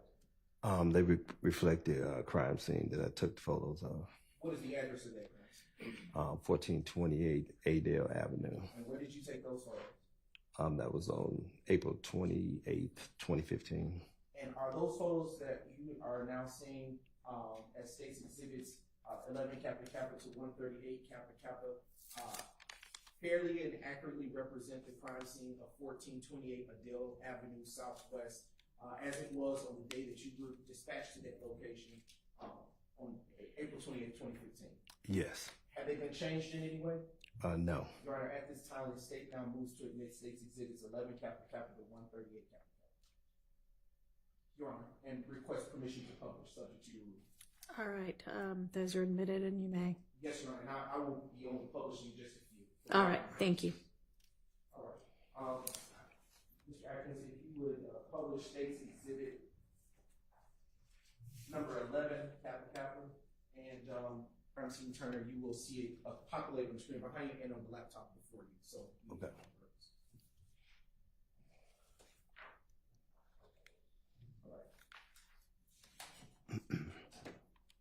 Now showing you state's exhibit 11 Kappa Kappa. Francine Turner, can you, Supervisor Turner, excuse me, can you tell the ladies and gentlemen of the jury what it is that we're looking at here in this exhibit? That was basically a photo of the street area on Adale Avenue. Okay. You described earlier overviews of, you take overviews of pictures. Is this one such type of photo? Yes. All right. And what was the purpose of this overview? It's just basically to show the actual street and actually what the photo shows from a distance. All right. Now showing you what has been admitted as state's 14 Kappa Kappa. What is being shown in this exhibit? That's also an overall photo of Adale Avenue, and I was showing the actual residence from a distance. Is this the opposite direction from the previous exhibit that we're looking at in terms of direction? Yes. All right. What else do you see? Well, pause that. Turning now to state's exhibit 16 Kappa Kappa. What do you see here in this exhibit, sir? Again, it was just a close-up photo of the actual address with the vehicles parked in the yard. And I am taking the cursor. Can you see that cursor on your screen? Yes. What address pertains to this building where the vehicle appears to be parked in the driveway? That's the 1428 Adale Avenue.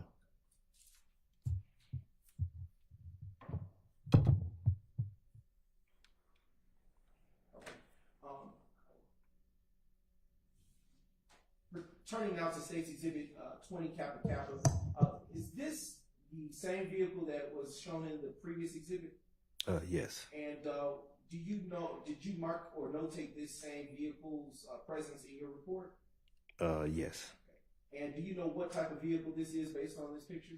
I think that's a Chrysler Pacifica. Turning your attention to state's exhibit 41 Kappa Kappa. Is this another view of the same vehicle that was shown in the prior exhibit? Yes, that's just a photo of the front of the vehicle. And why did you take photos of this vehicle? Because it had damages to it. Okay, what type of damages did you observe at that time? It had gunshot damages. Showing you now state's exhibit 32 Kappa Kappa. From what angle of the vehicle was this photo taken? That was just showing the driver's side and also the yard.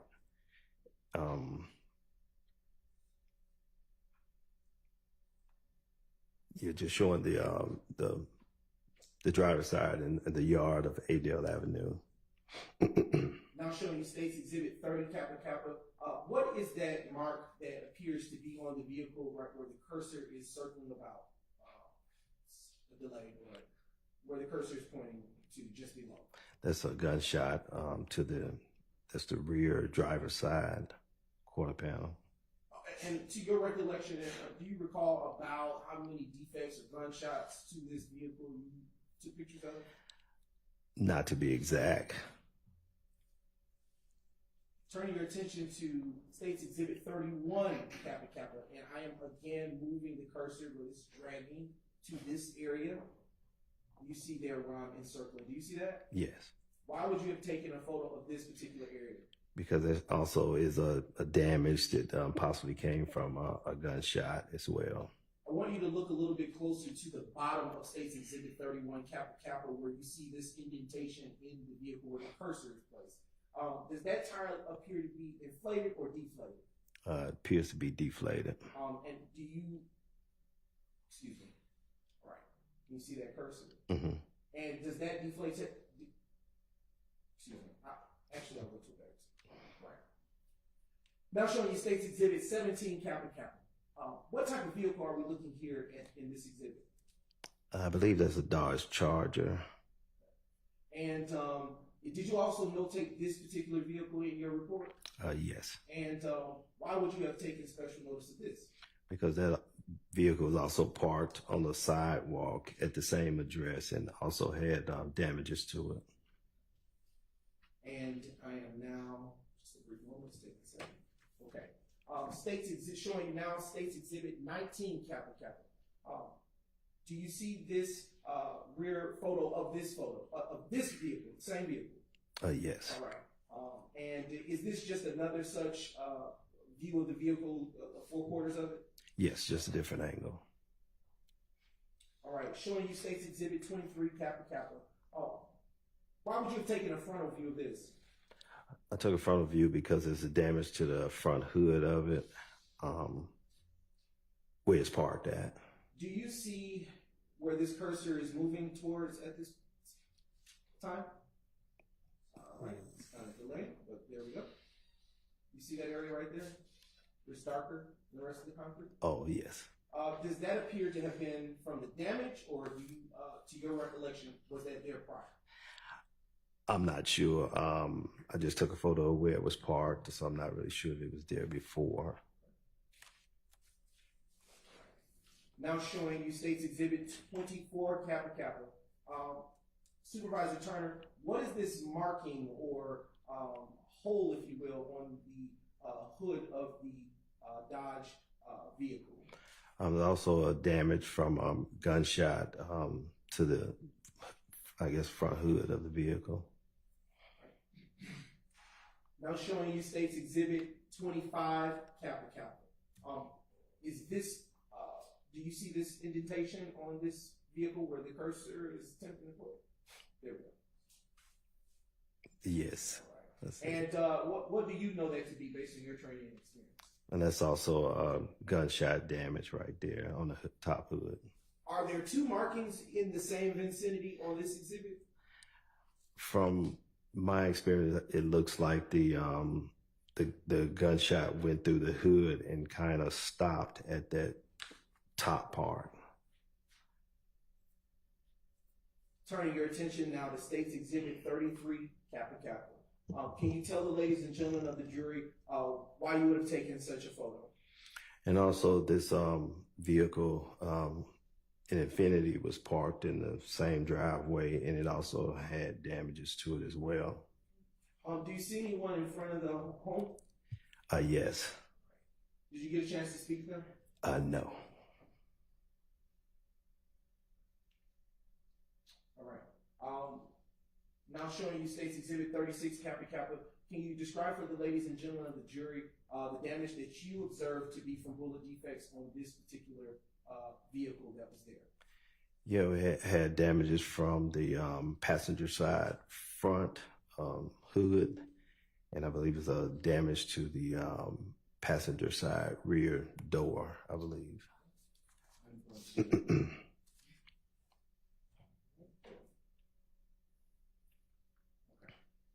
Is that a separate defect from the first that we just observed in the prior exhibit? Yes. And this is State's Exhibit 38, Kappa Kappa. All right. Now showing you State's Exhibit 39, Kappa Kappa. Is this another defect that you observed on that day, on that morning, on the same side of the vehicle? Yes. All right. Is this, what view are we looking of the vehicle, and why would you have taken this? And that's just show the rear of the vehicle, showing the tag of it. And why would you have taken pictures of the tags of these vehicles?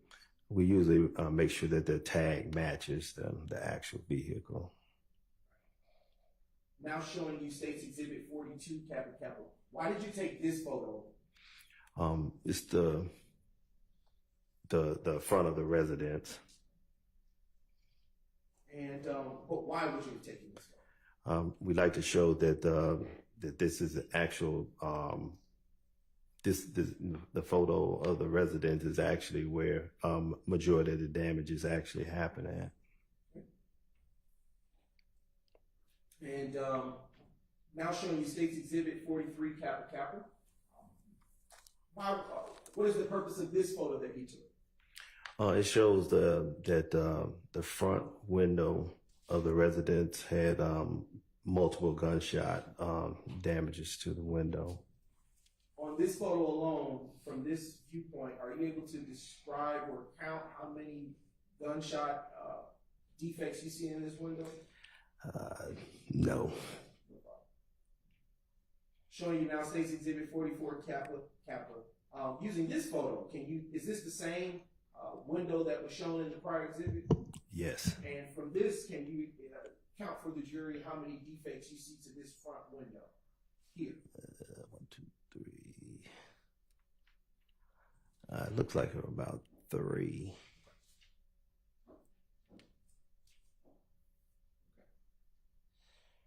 Utilizing State's Exhibit 44, Kappa Kappa, how many defects do you see?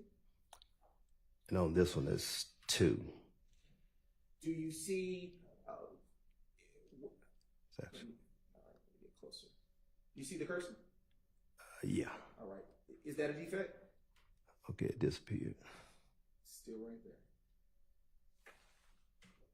Cursor. All the way at the Okay. bottom. It's not on mine, but Oh. yeah, but that'll be 3. Okay. All right. Okay. Is this a different photo or a different view of the same front window that had defects? Yeah, it's just I think it looks more like a closer up photo, but same window. Is this a different defect than the 3 that we just previously looked at? I believe it was just higher. The photo looked like it was just higher up. All right. What about this one in State's Exhibit 47, Kappa Kappa? That's one defect. I'm sorry? It's just one gunshot. Okay. Is this a separate from the previous 3 that we just saw? It was quite a few, so I'm not really sure. All right, no problem. Okay. All right. Now turning your attention to State's Exhibit 48, Kappa Kappa. What are we looking at here? This is an overall view of once I took my initial photo of the actual street. This was to show you that the actual shell casings were out there, but without the numbers, you wouldn't have been able to see them. So the numbers actually show each shell casing where they were actually laying. Is this an overview of some of those placards that were placed out there? Yes. Objection 403, cumulative, waste of time. Your Honor, these are separate photos and they're all, I've actually truncated this considerably, so. Okay, well, get it. It's not going to be long. Let's move through it as quickly as possible. Sure thing, Your Honor. State's Exhibit 49, Kappa Kappa, is this yet another view over, a different angle of the similar view of the placards? Yes. All right. Okay. Again, is this a different view of the beginning of the numbers from which you started with the placards? Yes. And that is State's Exhibit 51, Kappa Kappa. All right, showing you State's Exhibit 53, Kappa Kappa. Is this, what do you see here? It was a marker number 11 of a shell casing. Is it away from the rest of the shell casings or placards that you saw or put down that day? Yes. Okay. Showing you State's Exhibit 52, Kappa Kappa. What, Same objection, Your Honor, cumulative, waste of time. All right, I mean, at some point, it certainly becomes that, so please, utilize the ones that are necessary to be able to tell the sure, Judge. incident. I am going to move on. Go ahead. I'm going to fast forward. And I'm going to point your attention to State's Exhibit 67, capital, capital. All right. Here we have State's Exhibit, capital, capital. What are we looking at here? Shell casing 1 and 2. And do you recall which shell casings those were in terms of size? They was 223s. All right, showing you State's Exhibit 68, capital, capital. Is this a separate shell casing from those that we saw in the previous exhibit? Yes. All right, do you recall what size this was? I would have to look at my notes to be exact. Sure. Between the two, excuse me. All right, showing you State's Exhibit 69, capital, capital. Does this capture the shell, another shell casing that you discovered? Yes.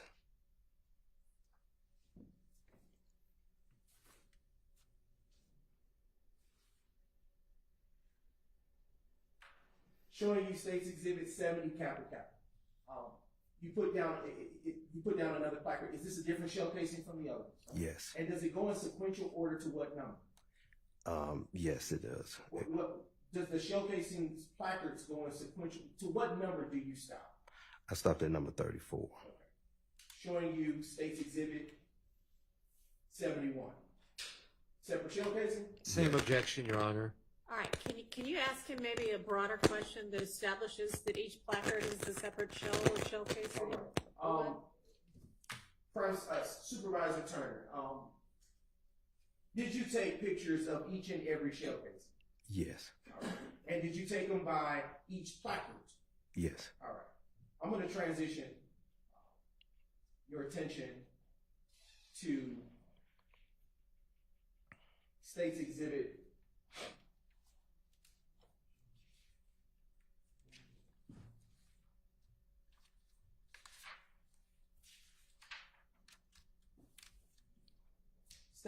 101, capital, capital. Excuse me. All right. All right. In this photo, why would you have taken this photo and where was it taken? That was taken in the inside of the residence. Okay. And why would you have taken this photo? I'm just showing an overview of what I actually saw when I walked inside the house. Were there gunshot defects inside the house? Yes. All right. Utilizing State's Exhibit 114, capital, capital, can you tell the ladies and gentlemen of the jury where you see those gunshot defects to be? In this photo, the gunshots are behind the couch. Are they? Is it fair to say they're on the couch? No, it's in the back of the couch. What is that where the cursor is pointing? And those are the gunshot holes. Okay. How many do you see? 2. Okay. Why would you have taken this photo in State's Exhibit 102, capital, capital? Because I took a photo of the window from the front. I also took from the inside of the house, showing the damages from the inside of the house. Showing you State's Exhibit 118, capital, capital. Do you see damages to the window in this photo? Yes. All right. How many defects do you see? I see 4. Showing you State's Exhibit 103, capital, capital. Do you see any defects to the home in this photograph? Yes. Where do you see it? It's in the wall, just in the middle of the lamp. All right. Is where the cursor is pointing, where that defect that you're describing is positioned? Yes. All right. Showing you State's Exhibit 108, capital, capital. What are we looking at here? There's also a defect in the wall near the, I guess that's a horn on the wall. Showing you State's Exhibit 105, capital, capital. Do you see a defect in this photo? Yes. Were there multiple defects inside the home? Yes. Were there defects downstairs? Yes. Were there defects upstairs? I don't think so. Turning your attention to State's Exhibit 110. Do you see any defects in this photo? Yes. And that is 110, capital, capital. How many defects do you see in this photo upstairs? That's 3. I am turning your attention now to State's Exhibit 113, capital, capital. Do you see a defect in this photo? Yes. All right. And is that defect where the state's cursor is pointing? Yes. Showing you State's Exhibit 122, Kappa Kappa. Do you see any gunshot defects in this photo? Yes, below the picture on the wall. Showing you State's Exhibit 124, Kappa Kappa. Do you see any gunshot defects in this picture? Yes. How many do you see? 2. Showing you now State's Exhibit 125, Kappa Kappa. Do you see any gunshot defects to the door in this photo? Yes. All right. Is that defect where the state's cursor is moving? Yes. Are all of those defects that you described noted? Well, excuse me. Are those photos that you took showing those defects noted in your crime scene record? Yes. Okay. And all of the defects that you saw, were there any placards next to the defects? No. Why wouldn't you put placards next to the defects? Usually the investigators didn't request any for those, for this actual case. The vehicles that were affected by the gunshot defects, what, if anything, does APD do anything with those vehicles? Yes. What we do is we impound the vehicle and then we search it later if that's something part of the investigation.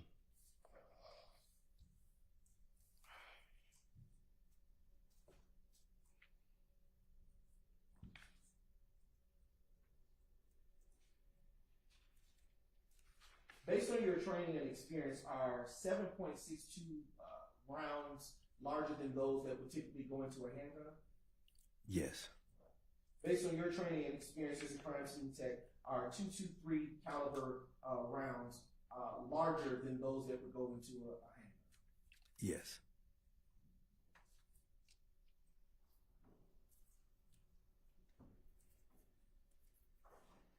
Earlier, you talked about the types of testing that is done on shell kits and evidence. Do you recall that? Yes. You talked about super glue and black powder being used in that process. Do you remember that? Yes. Did you, in fact, perform any testing on the shell casings that were recovered from this crime scene? Yes. And what testing did you perform? I did the super glue and a black powder.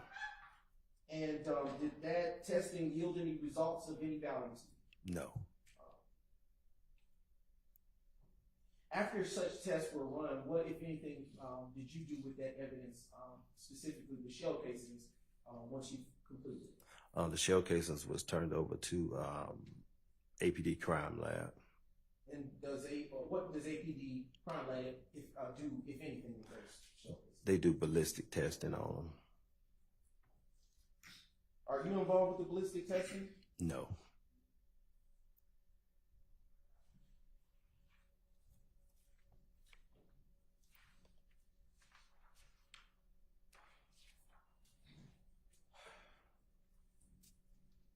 Supervisor Turner, you stated earlier that you prepare crime scene records. Do you recall that? Yes. Did you prepare one for this case? Yes. And did you create it at or near the time that you performed your particular part of this evidence logging? Yes. And would you recognize that crime scene record is shown in today? Yes, I would. And I believe it is before you. It is identified as State's Exhibit 10 Kappa Kappa. Yes. And do you recall that being the exact crime scene record that you authored? Yes. Has it been changed in any way? No. Has it? Does it fairly and accurately represent the work that you did and the writings that you put in there at the time that you authored it? Yes. And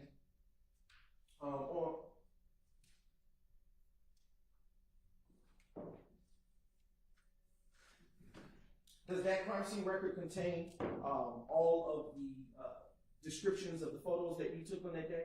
Yes, it does. Does it contain all of the descriptions of the evidence that you collected that day? Yes. Does it contain all of what you did around or about that time on April the 28th, 2015? Yes, it does. Your Honor, at this time, the state now moves to admit states 10 capital evidence. Your Honor, I would object to submission. The testimony, or it would be cumulative of the testimony already provided by this witness. Your Honor, I intentionally kept the witness from going through each thing for that very purpose, so that it would not draw such an objection, Your Honor. So, trying to mince words, obviously.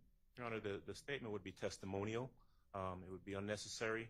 Photographs have already been admitted, and this witness has already testified. The record itself would be cumulative of everything that has been entered thus far and has been testified to. I would object. And much like an autopsy report, Your Honor, it simply explains exactly which photo he took and what he did, and it's not cumulative for that reason, based on that fact. And it doesn't, he did not testify to everything contained. It's admitted. All right, I would like to direct you to your report, which is 10 Kappa Kappa, and ask you a few questions contained there. What is the crime scene date listed on that report? 4/28/2015. According to your report, who's the on-scene crime scene on-scene officer that was there, present, first responder there? Adrian Pitts. What is a crime scene number? What is a crime scene Yeah, number? what is a crime scene number or identifier? Well, the crime scene number for us is the actual number that we use to start our crime scene report. Turn to page 3 of your report, and I just have a few more questions.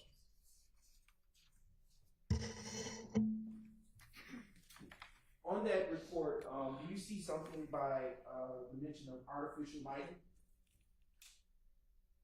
Yes. What does that mean with respect to what you did in this case? That's just a part of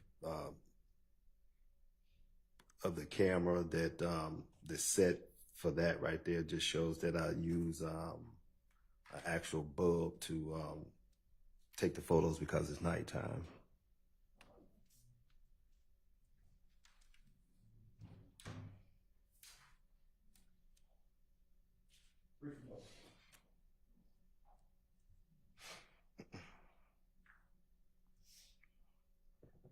At this time, Your Honor, the state has no further questions.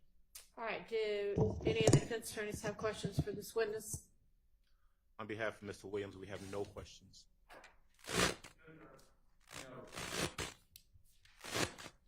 Mr. Williams, Mr. Harvey?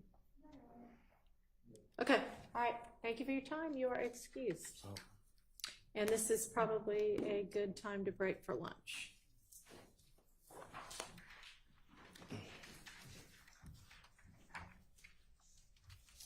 And ladies and gentlemen, we have some matters to deal with over the lunch hour, as is not atypical in this case. So I'm going to give y'all until, let's see, it's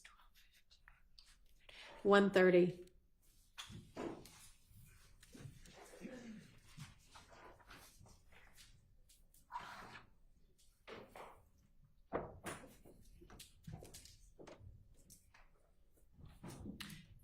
Laura.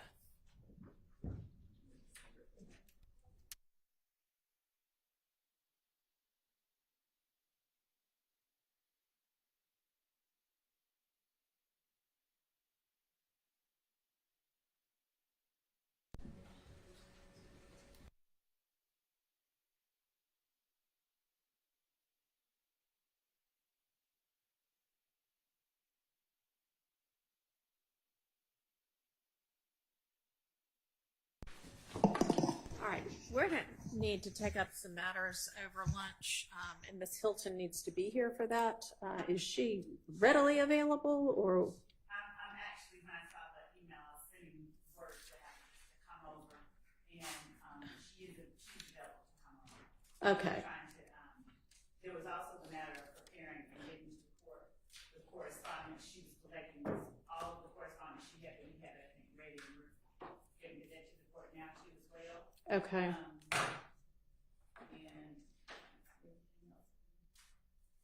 so if we can address at lunch as soon as she gets here everything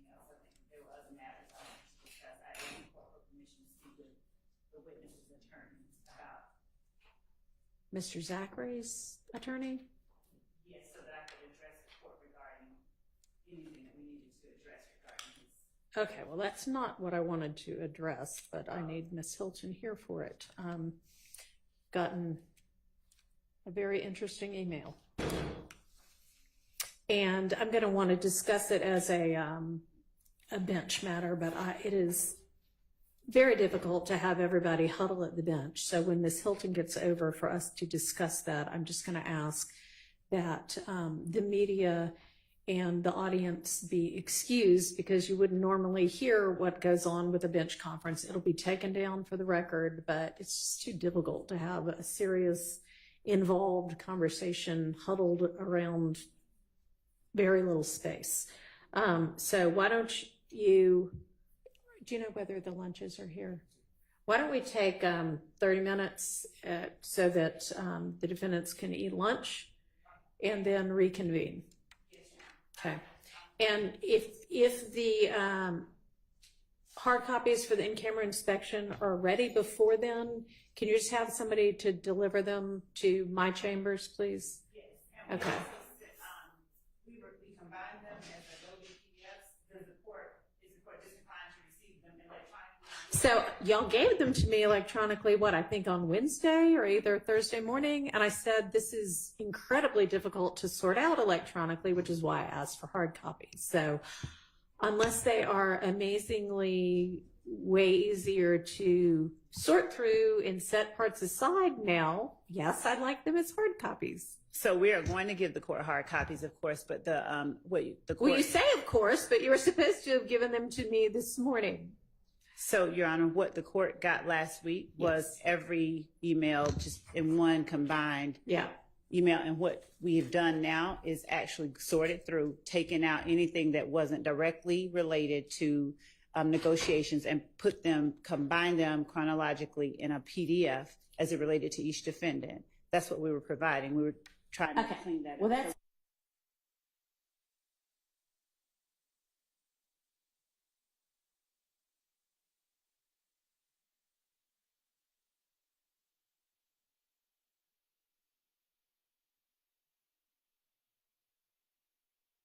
and I would like it at the lunch hour.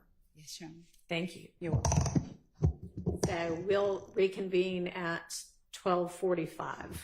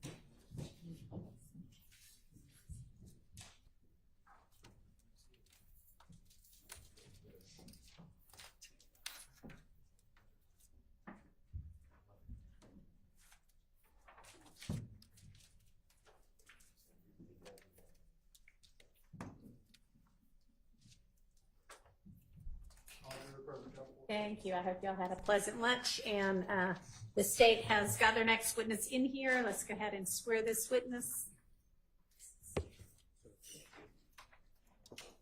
Raise your right hand. You swear firm testimony you give today the truth, the whole truth, nothing but the truth. All right, state your name.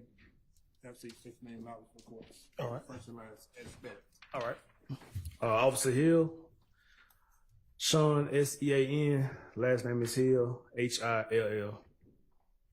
Good afternoon, Officer Hill. How are you doing? I'm doing good. How about yourself? Doing well. All right. Can you tell the jury how long you've worked with Atlanta Police Department? Yes, sir. I've been an officer for a little over 12 years. What year was it that you graduated the academy? 2013. And how did you end up working for APD? Long story short, I was military and I came into wanted to do law enforcement after I got out of the military. What branch were you in? Marine Corps. And was it through a connection in the Marine Corps that you ended up working for APD? Yes, sir. One of my coworkers in the Marine Corps came to APD when he got out and he recruited me to the department. What did you do in the Marine Corps? Your Honor, it's foundational. Jury has to determine Officer Hill's credibility as a witness. Sustained. I mean, overruled. You can go ahead and just briefly review it. We don't. Yes, Your Honor. As relevant to his position as a police officer now. Yes, Your Honor. I'll ask more pertinent questions, All right. Your Honor, in relating to that. Officer Hill, what skills did you learn in the Marine Corps that help you as an officer with the Atlanta Police Department? I learned valuable skills, patience. I learned a lot of stuff in the Marine Corps. And what, in non-military terms, what was your job? What did you do? I was a communication operator, radio guy. Now, Officer Hill, what zone do you work in currently? Zone 1. And are you a patrol officer? Yes, sir. How long have you worked in Zone 1? My entire time as an officer for 12 years. Now, how many beats are in Zone 1? It is 14 beats. And how many of those 14 have you worked? Every last one of them. And are you assigned currently to a specific beat or all of Zone 1? Pacific beat in Zone 1. And which one is that? 113. Okay.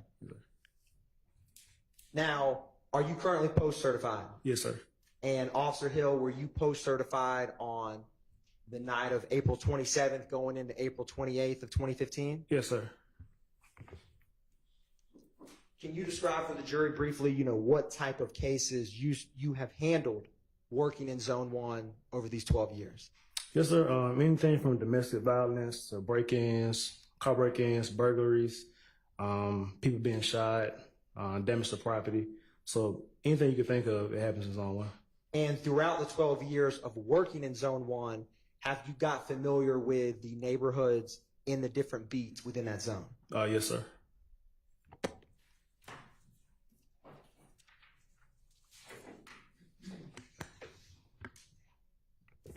So I want to turn back to April 27th going into April 28th of 2015. What beat were you working back then? That was 110. And what precinct, or what's the precinct location for beat 110? It's off of Dunley Hollowell Parkway. How close, or what's the address on Dunley Hollowell Parkway for that? Precinct is 2315.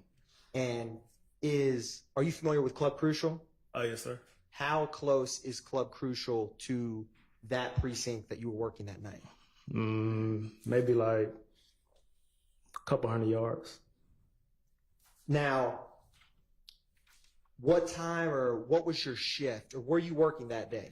Yes, sir. I was working that day, and my shift was at 10 p.m. that night to 7 in the morning the next day. So you would start 10 p.m. April 27th, going till 6 a.m. April 28th? Yes, sir. Now, were you in uniform? Yes. And would you have had a patrol car? Yes. And back then, did you ever have a partner, or were you working your single patrol car? Just solo. Okay. Now, coming on shift that night, do you remember ever responding to any calls that stood out? Yeah, we had a shots fired call, and I think a fight call at Club Crucial that night towards the beginning and middle of the shift. Rough ballpark, do you remember around what time that would have been? between 12 and 1 in the morning. And did you respond to that call? Yes, sir. Did other officers respond? Yes, a lot. Now, when you're responding to Club Crucial, have you responded there before in the past? Yes. And what were you responding to on the night of April 27th going into April 28th? What type of call was it? We had shots fired in the area, and we had large group of people fighting. That's what the call came in as. And how extensive was your involvement with that Club Crucial call midway through your shift? That night, my job was basically just to get everybody out safely. So I was out trying to get clear the parking lot and get everybody on the road. Now, after responding to Club Crucial, did that impact how the rest of your shift would go? Usually when we have incidents that happen at Crucial, they carry over into the neighborhood. So yes, we were on alert that night due to the shots fired in the fight that happened at Club Crucial. Now, Officer Hill, after you responded to, or let me ask you this, that night, because you were in beat 10, would you show up on, or would you be 1110 on a CAD report if you were working beat 10 in zone 1? Yes. And would other officers you said that there was 14 beats in zone 1, Mm-hmm. they would it be reflective of 1 through 14? Yes. Okay. Now, after you responded to Club Crucial, did you ever have the opportunity to go to 1903 Drew Drive? Yes, I responded to a call at 1903 Drew Drive later that morning, like around about 5 that morning. After you'd responded to Club Crucial? Yes. Now, what area had you been to Drew Drive in that area before? Yes. And by this point, it'd be April 28th, 5 in the morning, about around that time when you responded to Drew Drive? Yes, sir. Back then, in April 28th of 2015, how would you describe that area that Drew Drive is within your beat? It was a quiet area, nice, fairly new, renovated, so we didn't really get too many calls in that area. What type of calls had you responded to in that area when you responded that morning? Because Objection as to relevance. Your Honor, it's setting a background for Officer Hill's familiarity with his specific beat that night of the shooting. Sustained. Now, Officer Hill, when you responded to Drew Drive, how far was it from your precinct? It's like a 5-minute drive. How far is that from Club Crucial? Same, about 5 minutes. Now, when you got there, were you at a house, a residence, an apartment? What was there when you arrived? It's both, but the actual 1903 is apartment complex. And when you got there, was it light out or dark out when you first got there? No, it was dark. And I wanted to, or let me ask you this. When you first got there, who did you see or encounter? The caller, Miss Battle. Okay. And was there anyone else other than Miss Battle that you interacted with when you first got on scene? Not initially. Now, Officer Hill, without mentioning what she told you, what was... And I'm also gonna, I don't know, we haven't talked about this before, but please just refer to her by her last name, okay? Okay. And I don't know that you've done anything other than that, but... Yes, Your Honor. Okay. Officer Hill, without stating what Miss Battle told you, what was her demeanor when you encountered her? She seemed like she was frightened, scared. And did you talk with her outside or inside that apartment, if you remember? I don't remember that at the moment. That's all right. Now, after speaking with her, did you go anywhere within that apartment complex? Yes. Where did you go? I went to the call. Her apartment was damaged from a rear balcony. So when I entered the apartment, I went to the direction of the rear balcony. She pointed out where her damages were, and we was like in the living room area by the balcony. And was her apartment, was it on the first floor, second floor? Or? First floor. Now, did you know before speaking with Miss Battle what kind of call you were responding to initially? Yes. What kind of call was that? It was a shots fired call. Now, Officer Hill, I want to approach you with what's been marked as State's Exhibits 3 Lima Lima through 64 Lima Lima.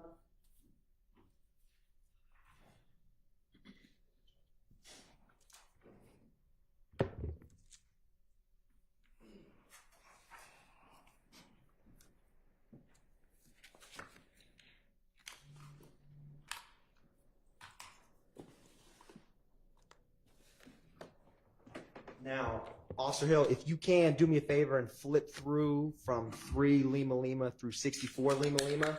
And when you're done, just look up at me.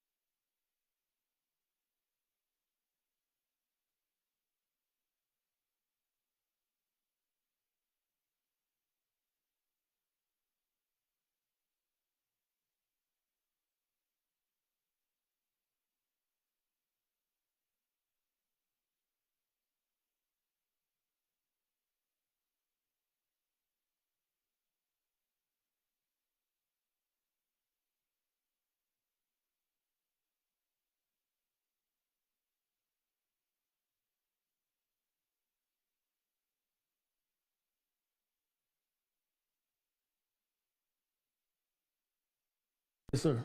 What are those? 3 Just through 64. photos of the damaged property and some of the shell casing that we recovered from the scene. Are they a fair and accurate of the photographs in the scene that you responded to on April 28, 2015? Yes, sir. Your Honor, at this time, the state moves to admit into evidence State's Exhibits 3 through 64, Lima, Lima. They're admitted without objection. Thank you, Your Honor. Now, Officer Hill, I want to start with 3 through 12, Lima, Lima. What apartment was Miss Battle's apartment? After speaking with her, you said you went inside. What apartment was it that you all went to? Apartment 1122. And so I want to publish State's Exhibit 3, Lima, Lima first.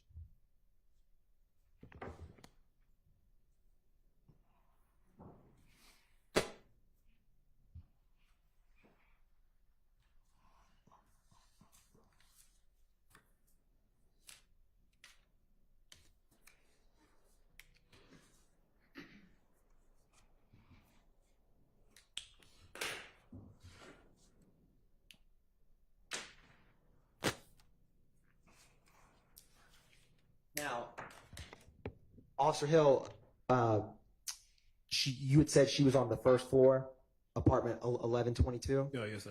And turning to 4 Lima Lima, is this 1122 the apartment you went to with Miss Battle that night? Yes, sir. Now, can you describe for the jury, what did you see when you went inside? I'm going to publish 5 Lima Lima. Or I'll take a step back. When you had first mentioned her back porch, what was the damage that you noticed, if any, on Miss Battle's apartment porch? You can tell that her back door was damaged, had glass shatter throughout the door. So when I went in, she pointed me into the direction, and I was able to see where the bullet made entry. And I just traced the direction and noticed that it went through her couch as well. I'm going to walk through a couple of these photographs with you, Officer Hill. Okay.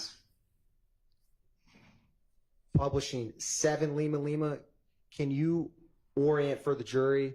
Do you see the damage you had just referenced in 7 Lima Lima? Oh, yes, sir. And where is it? It's towards the bottom of the door or glass. Is it where that blind is? Damaged it. Yes, sir. And once you trace that, can you show the jury on publishing 8 Lima Lima where that bullet?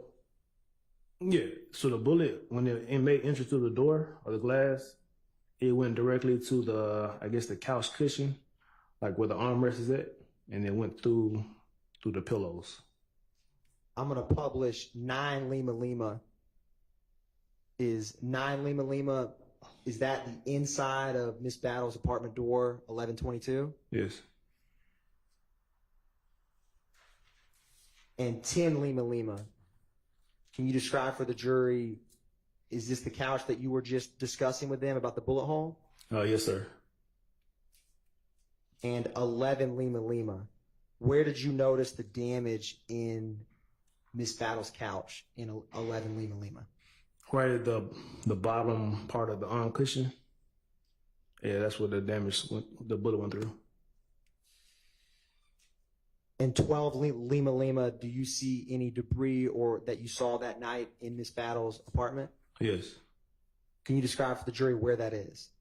It's right in between on the bottom right of the pillow, in between the green and red circles. You direct my mouse, or you tell me, you talking about towards the right of where that clicker is? Yes.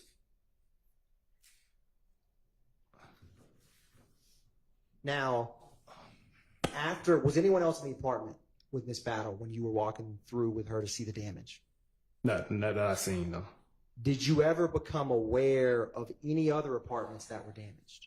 Yeah, so after I got finished talking with Miss Battle, I walked outside where her bathroom was at and just cased the area, and that's when I seen several other shell casings outside of apartment 1120. Now, is apartment 1120, is that right next door to Miss Battle's apartment? Yes. Now, after you looked through Miss Battle's and saw these additional shell casings, was the lighting better or worse in terms of natural sunlight by that time? Still about the same at that time. And so when you first came on scene, it was dark out. Mm-hmm. And did you notice the shell casings as the lighting got better? So as I waited for the ID set to come out, take pictures of the damages, by that time it became daylight. So that's when I noticed several more shell cases in the middle of the street.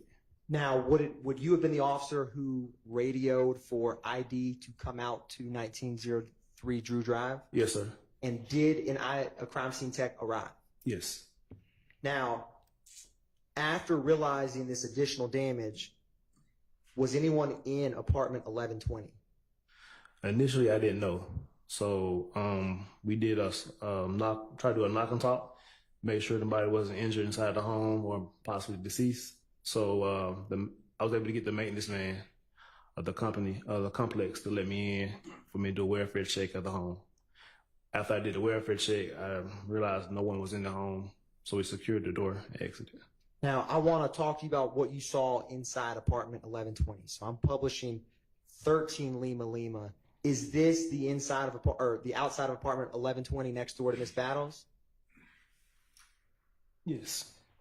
Now, Officer Hill, was there also, or can you describe for the jury what I'm going to publish 15 Lima Lima?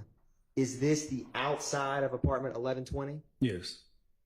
And what type of damage was in that apartment? This apartment had a lot more damage to the glass, the windows. You can tell that more bullets hit this home compared to Miss Battles.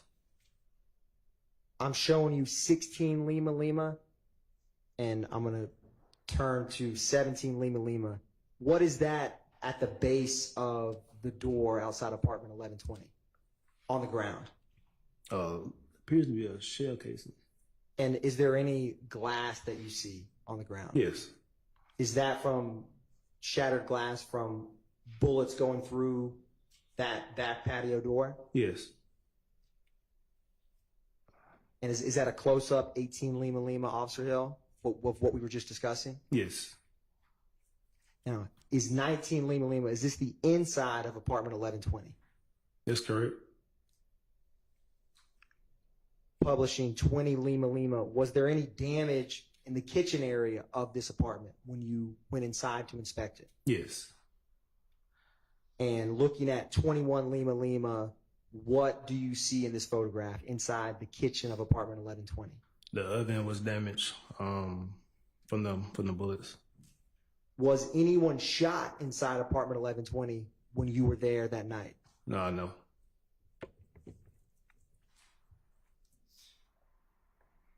And Officer Hill, with 22 Lima Lima, is this a piece of debris inside that apartment? Yes. And do you know what type of, either what that is? Does that have any connection with bullet? Yes. What is it? Like fragment from a bullet. Turning to 23 Lima Lima, inside of this apartment, was there any defects in the walls from inside that apartment? Yes, sir. And did you do a similar to how you did in Miss Battle's apartment in terms of try to trace to the best you can where the bullets came from the outside in? Oh, yes, sir. I'm showing you is 24 Lima Lima. Do you see a defect in this photograph? Yes. Also publishing 25 Lima Lima. Do you see any defects in this photograph? Yes. And from your personal review, did you or did you not believe that these defects came from bullets? Yes. They did? Also showing you 26 Lima Lima. Do you see any defects here in this laundry room area of the apartment? Yes. And can you describe for the jury where it is? It's right in the kind of middle of the picture, in between the cords, the hole. 27 Lima Lima. Was there any, and I'm going to actually go to a better one of 29 Lima Lima. Do you see any damage to this other window inside like the bedroom area of that apartment? Yes. And is where the mouse is the area of the window that has the bullet defect? Yes, sir. Is this another angle of that same window in 30 Lima Lima? Yes. And do you see, Officer Hill, in 31 Lima Lima, any bullet projectiles or debris in this photograph? Yes. Can you describe for the jury where that is? So inside the left shoe. And is it the all white shoes? I'm sorry, yes, sir, the all white flat shoe. And is it towards the toe or the heel of that shoe? Towards the heel. I'm going to move. Is that what you were describing, Officer Hill? Yes.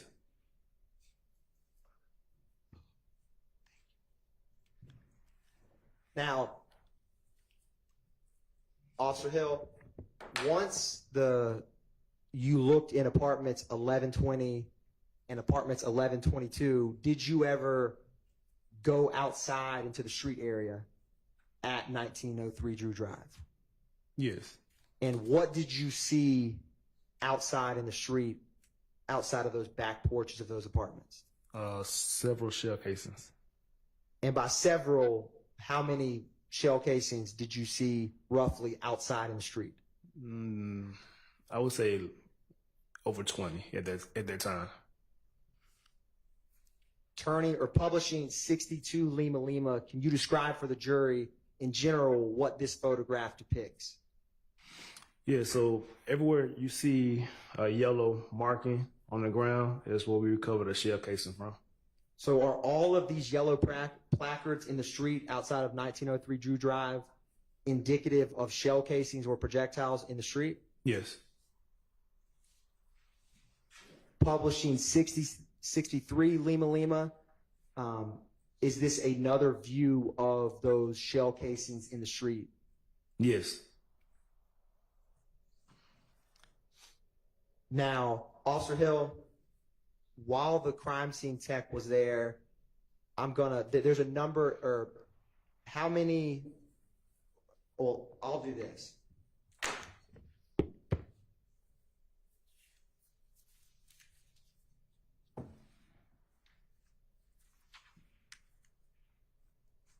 Do you see that this is placard number 1 and 32 Lima Lima? Mm-hmm. I'm going to publish 61 Lima Lima.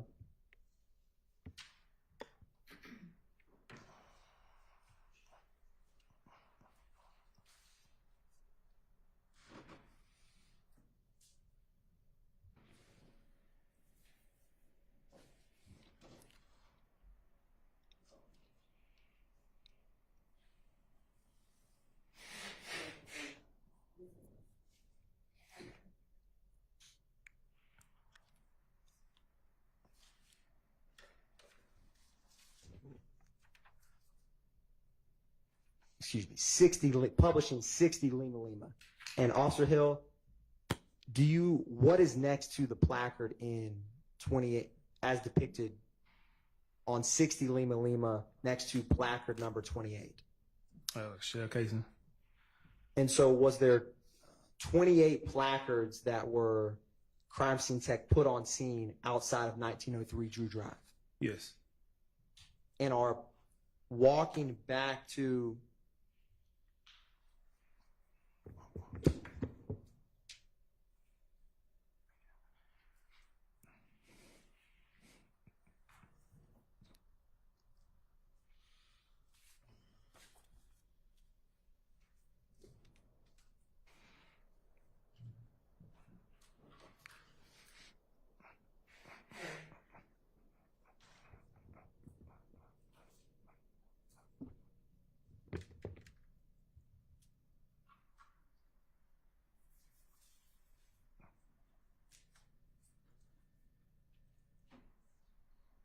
Now, while I'm getting that pulled up, I wanted to take a step back. When you were at Club Crucial, do you know what time that fight commenced before you went to Drew Drive? Do I remember what time the fight started? Correct. Oh, we got the call around between maybe 1:30. So it happened before that. And while you were out on scene, were any suspects identified from Club Crucial that you responded to? Not for me, no sir. And if you had to ballpark, how long were you personally, on that scene? Was it 30 minutes? Was it an hour? 2 hours? It was between 20 30 minutes. And were you able to do anything or take any steps to identify who was fighting at Club Crucial? No. Were you able to do anything to identify who was shooting? No. And that time of night, is Club Crucial crowded or not crowded? Crowded. And after there's a shooting, is it easy or difficult to gather information when Club Crucial's crowded and there's a shooting? No, it's difficult. Overruled. You may answer, Officer Hill. It's difficult at that time. Why is it difficult? Why is it difficult to gather information in that environment? Multiple people running, trying to get out the way, trying to get home, get safe. So a lot of times people are not trying to talk to us or answer any questions. And is the parking lot of Club Crucial in close or not in close proximity to where people would come out if everyone was leaving the establishment? Yes. Is it close? Close. Or not close? No, it's close, yeah.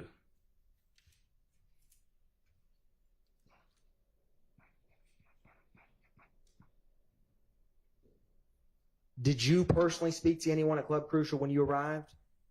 No. How often would you get calls when you've been working in Zone 1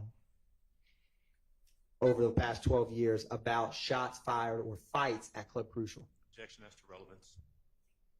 Your Honor, there's multiple 2517 Donnelly Hollowell, which is the location of Club Crucial. Officer Hill, you may answer. How many times have you responded to shots fired or a fight at 2517 Donnelly Hollowell Club Crucial? A lot. And by a lot, is it 50? Is it 100? Is it 1,000? At that time, maybe a few hundred.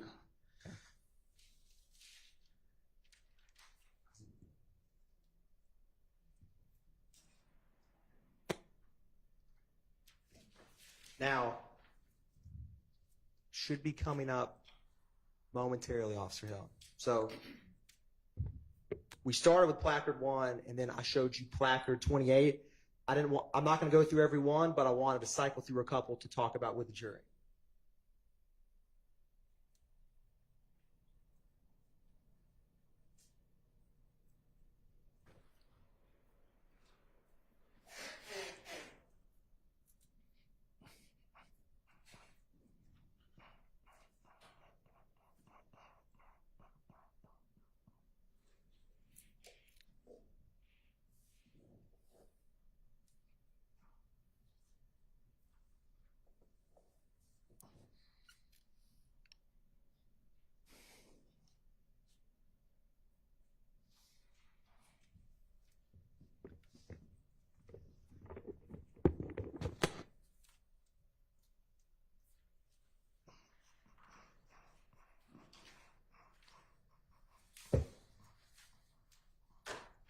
So, Officer Hill, do you see a shell casing in 33 Lima Lima next to placard number 2? Yes. And do you know what type of shell casings were on scene? Not at that moment I did. Were you ever able to determine or learn what type of shell casings that they were? Yes. What type were they? They were 9mm shell casings. Was there any other type of shell casings that you found on scene? It was, but I don't know. I don't remember what the other That's all right. casing was.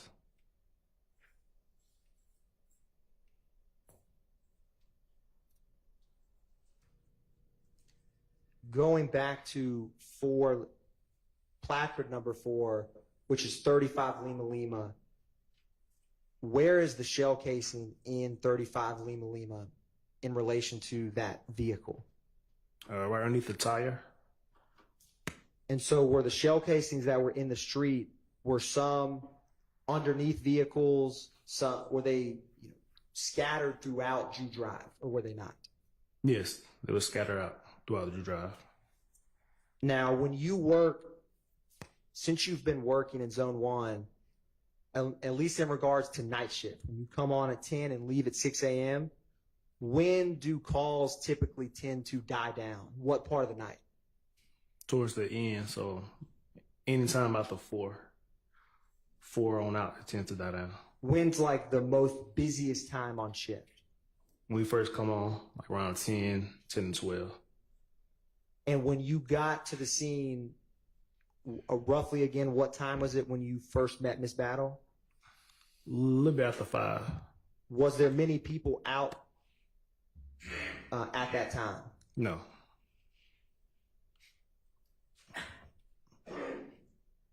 Publishing 36 Lima Lima, is there another shell casing from the scene? Yes.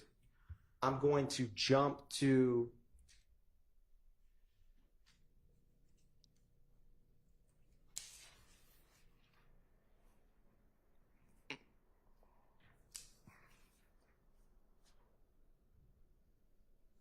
.43 Lima Lima.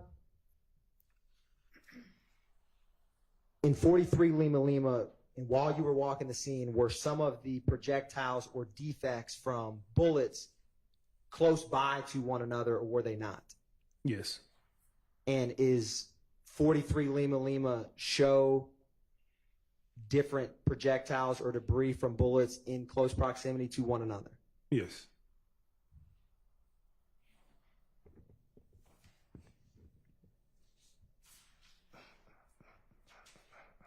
I'm going to turn back to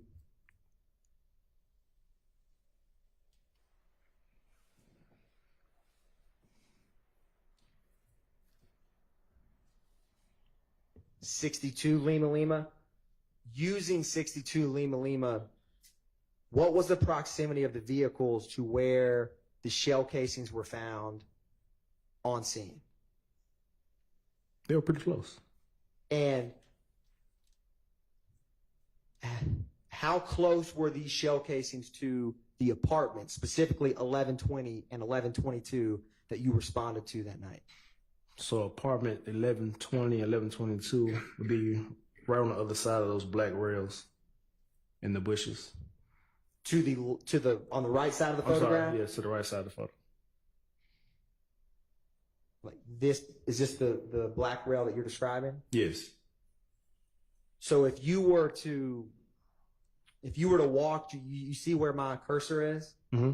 If you were to walk from this part of Drew Drive and walk all the way towards the camera angle and keep walking, would these placards from the debris or projectiles, where would they be in relation to both those apartments? Were they concentrated or not concentrated in a specific area? They were concentrated in that particular area.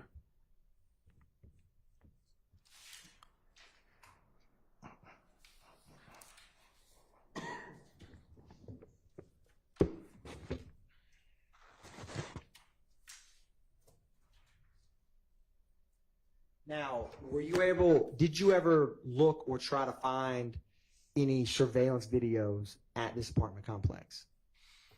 We did canvas for surveillance footage, but we were able to locate any at that time. Were you able to ever find or locate any eyewitnesses when you were on scene? No.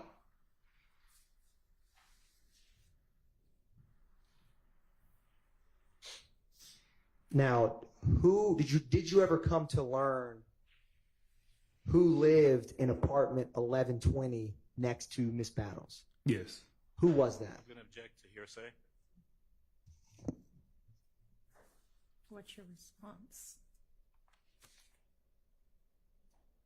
I'll ask a couple foundational questions before, Your Honor. Officer Hill, when you responded to this scene, or do you write reports in relation to the investigations that you work? Yes. do you include information about apartments you respond to or victims in the cases? Yes. Why is that? Why do you include that information? Just for future references, we list any owners or tenants that apartments were damaged or could have been damaged in the reports for further investigations. And without stating anything yet, how was it that you were able to come to learn who resided in apartment 1120? So in the apartment complex is two other officers, Atlanta police officers that live in the complex. They had a layout of the tenants that lived in the property, and they were able to give me the name of the tenant. So they had a layout of the residents of all the apartments at that location? Yes, sir. And using that, were you able to determine who was listed as living in that apartment? Yes.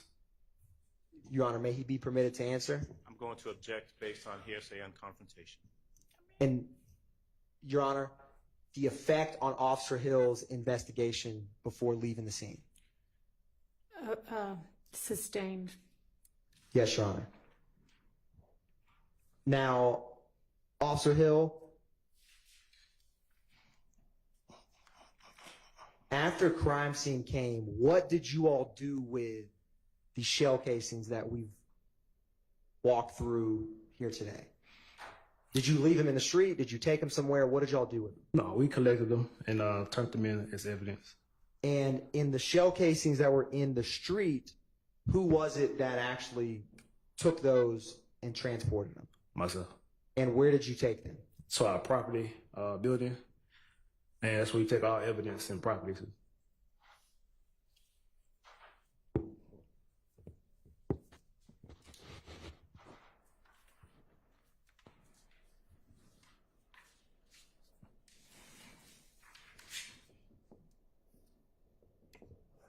Now, did you ever, after responding to this scene, what would have happened was there ever other investigators or APD personnel who would have worked this case after your involvement?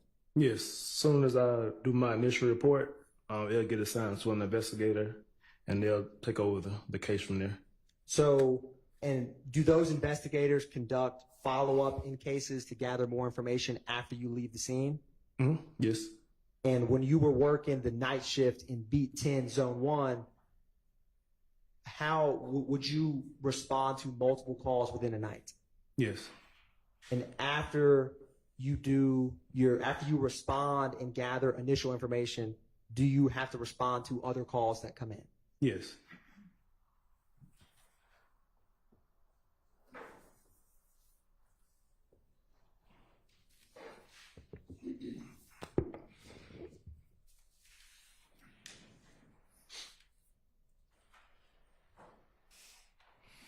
Did the owner of that home ever come in to report those shots and damage sustained at apartment 1120? Not that night, not to me, no.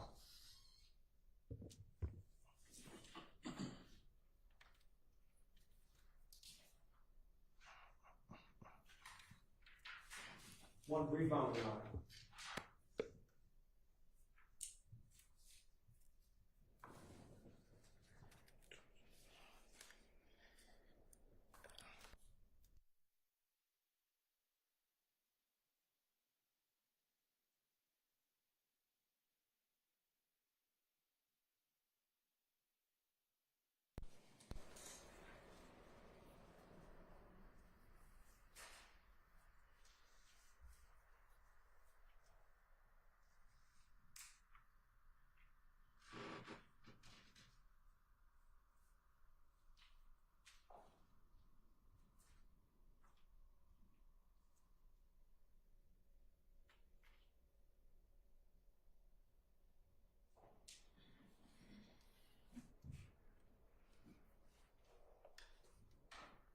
Your Honor, no further questions for Officer Hill at this time.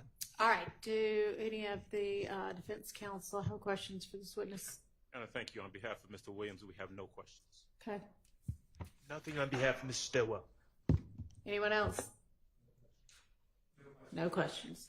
All right, officer, thank you for your time. You're excused. Thank you. We ready for the next witness? Yes, Your Honor. The state calls senior analyst Courtney Daniels to the stand. All right.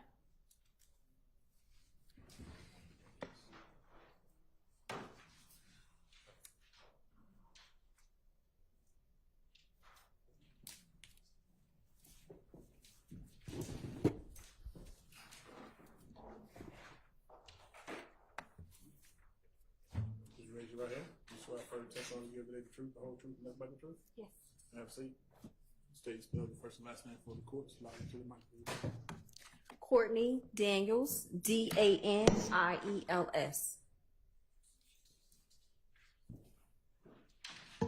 And good afternoon, Ms. Daniels. Where do you work? Verizon Wireless, And how long have you been with Verizon Wireless? 10 years. And if you could tell the jury briefly about your job duties and responsibilities.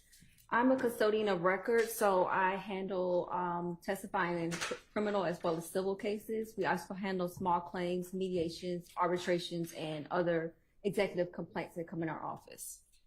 And you said that you're the custodian of records. What type of documents would be within your purview that you testify to? So we testify to subscriber information, call details, text message details, text message content, any internet records that are available. Okay. So first starting with call detail records, if you can tell the jury when you, the call detail records that are with Verizon Wireless, generally what time zone are those call detail records kept in? Call detail records are based on where the user is located, so it's based on that time zone. Okay. So for example, if you have call detail records for a phone based out of Georgia, would that be an Eastern time zone? Yes. Right.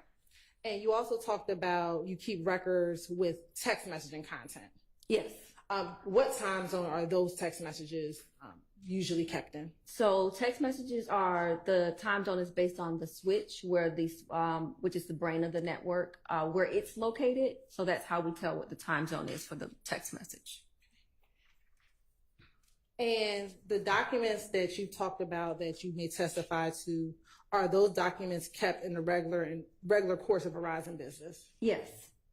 And is the information contained within those records made at or near the time in which the calls or texts are made? Yes. Specifically, we talked about subscriber information. Is that document kept within the regular course of Verizon business? Yes. And we talked about the call detail records, same question, kept in the regular and ordinary course of Verizon business? Yes. And then text message content, are those kept in the regular and ordinary course of Verizon business? Yes. With the call detail records, do you also provide cell site information? When requested, yes. Okay. And what is cell site information? Cell site information tells us what towers were involved and the locations of those cell towers. Now, with Verizon Wireless, do you have prepaid and postpaid accounts? Yes. If you could tell the jury what's a prepaid account versus a postpaid account. So a prepaid account is where you subscribe for service. You don't have to provide any verification information such as social security numbers. You just provide a name that you like on the account, your address, and then we provide you a phone number that you pay for monthly before you use the service. Well, postpaid, you have a monthly bill, you have to provide your social security number, identification, the address that will be on the account, and you're billed monthly. So you receive a bill every month. You don't receive a bill prepaid. If you don't pay, you don't continue the service. Postpaid, you'll receive a monthly bill and continue that service until you tell us that you do not want it any longer. And you said with prepaid account, you can come up with any name that you want. Yeah, it could be anything that you'd like it to be listed as. So someone can call it Mickey Mouse and they'll get the phone. That's fine. Yes. Now, I want to direct your attention to the reason for your testimony here. Did Verizon Wireless receive a subpoena from both the Atlanta Police Department and the Fulton County District Attorney's Office? Yes. Your Honor, permission to approach? You may. I'm going to show defense what has been marked as State's Exhibit 469, 464 Yankee and 464 Yankee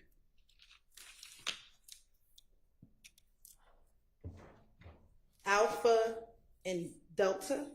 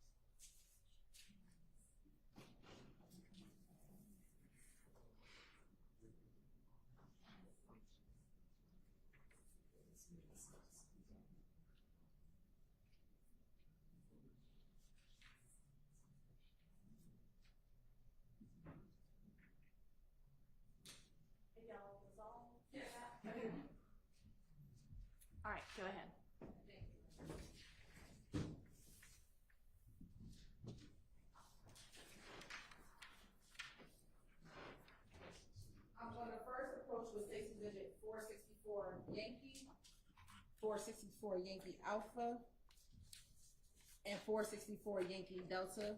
Tell me if you recognize 464 Yankee, Yankee Alpha, Yankee Delta. Yes. And first, with 464 Yankee, how do you recognize this as 464 Yankee? This is the disc that I signed and dated after reviewing the content. And we said reviewing the content, what content? The cell phone records, call details, text message content. And is that the content that would have been sent to the requester after a request was made? Yes. Now looking at 464 Yankee Alpha, what is 464 Yankee Alpha? This is one of the explanation sheets that we provide for the call details, and it explains each column that's encompassed in the record. And then 464 Yankee Delta. This is the subscriber information for one of the phone numbers. And do those items appear to be the complete items from what you reviewed and what was given to the Atlanta Police Department regarding this request for that particular reason? Yes. Your Honor, this time the state by the States Exhibit 464 Yankee, 464 Yankee Alpha, and 464 Yankee Delta. They're admitted. Thank you, Your Honor. Subject to issues that we have to deal with later. Yes, thank you. I'm now showing you what's been marked as State's Exhibit 1 Tango Tango and 1 Tango Tango Alpha. Tell me if you recognize 1 Tango Tango. Yes. And how do you recognize 1 Tango Tango? This is the second disc of records that I signed and dated after reviewing. And does that appear to be all of the contents that was given based upon a subpoena from the Fulton County District Attorney's Office? Yes. And what is 1 Tango Tango Alpha? This is the subscriber information for the second phone number. And with 1 Tango Tango and 1 Tango Tango Alpha, does there appear to have been any additions or deletions? No. Your Honor, this time the state would like to tender 1 Tango Tango and 1 Tango Tango Alpha into evidence. Admitted and potentially subject to the same if we need to deal with that as well. Thank you, Your Honor.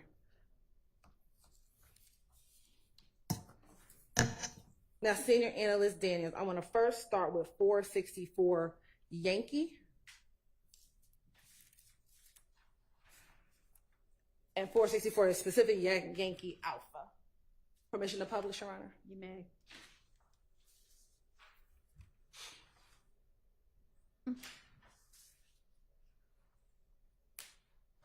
Now, looking at 464 Yankee Alpha, if you can explain to the jury, what are we looking at 464 Yankee Alpha? So this is the explanation sheet for the call details with cell site information included in it, and it has each column and the description of each column. And if you can just tell the jury briefly about each column and the information that would be contained in the call detail record. Okay, starting from the furthest to the left, which says network element name, that is the switch name. So again, this is the brand of the network that communicates with the towers to tell it what to do and how to do that. The second column to the right of that column would be mobile directory number. So this is what our target number is, or what the requester asked for the number to be searched. Then you have the dial digit number. That's the number that actually was made to make a phone call. So if you dialed in 1-800-922-0204, that's Verizon's phone number. But if that's what you dialed in, that's what we would see on that column. The next column is the call direction. So this tells us, is it incoming? Is it outcoming? Did it get forwarded to voicemail? Was it routed, internally in the network? The next column is called seizure date time. So this is the time of the actual call starting. So as soon as the call started, that's when the time would start. The seizure duration is exactly that. It's the duration of the call, but it's always in seconds. The first serving cell site. So this is the tower that actually communicated with the switch that initiated the phone call. So that's at the moment the call started, that's the tower that hit on the call hit on the tower. The first serving cell face, so that's the actual, there's sections of a cell tower, and it tells us what section was hit on when that call was made. Then you have the last serving cell site. So that's at the end of the call, where did that call end? What tower was it hitting off of? Again, with the last serving cell face, it's a different section of each tower, and that tells us where the call ended on that section of the tower. And then lastly, you have your calling party number. So that tells us what number initiated the phone call. Okay. And now I want to show you what's been marked as 464 Yankee Delta.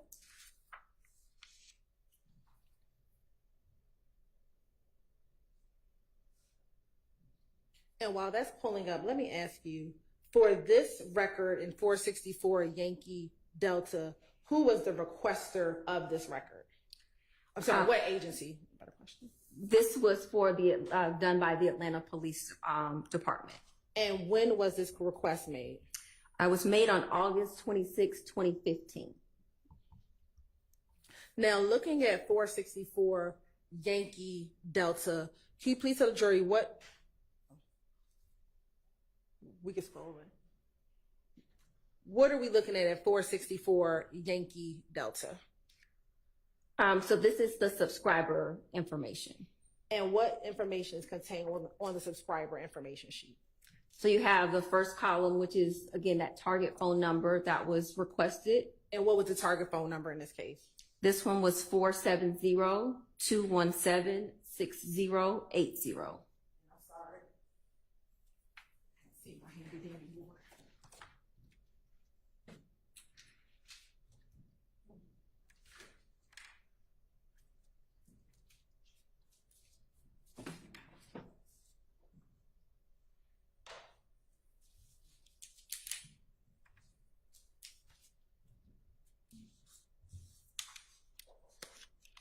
And I'm sorry, one more time for me, the phone number.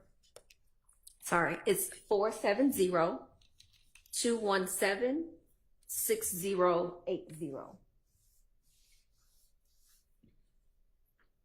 And in the second column, column B, what information is contained in that column? That is the account number for the account. And column C? It's the name that's listed on the account. And what was that name? Sean Hall. And is this a prepaid or a postpaid account? This is a prepaid account. So is that same concept? Sean Hall could be the person or it could be any name that they chose? Correct. And when it says please forward to reseller, what does that mean? The reason you see that there is if you look at the effective date, the request was made from January 1st, 2015 to August 26, 2015. So at the time of May 2015, Verizon Wireless no longer had that phone number. It was with a different carrier. So that's why you see from July 21st, 2015 to July 21st, 2015, it's with a different carrier, not with Verizon Wireless. And how long did Verizon have this particular phone number? A little less than a year. And is that December 2014, December 9th, 2014 through May 31st, 2015 timeframe? Correct.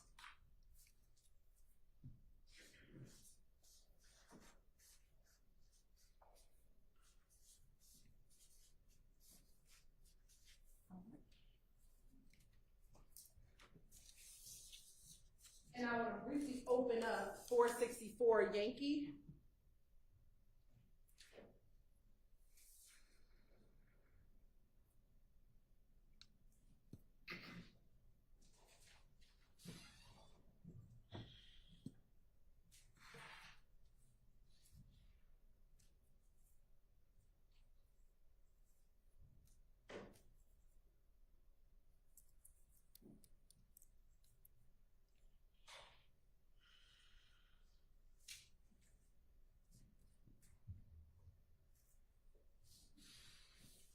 And we're not going to go through this record, but I want to ask you a question once this is published.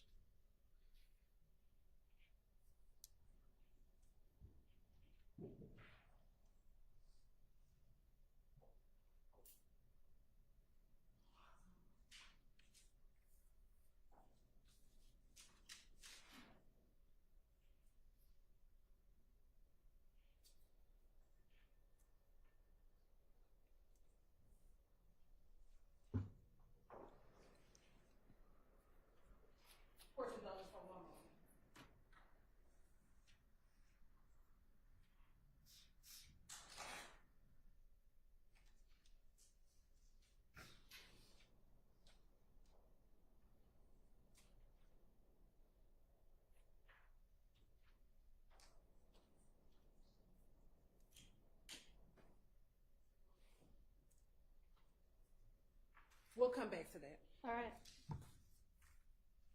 Now looking at State's Exhibit 1, Tango Tango. And publishing 1 Tango Tango Alpha.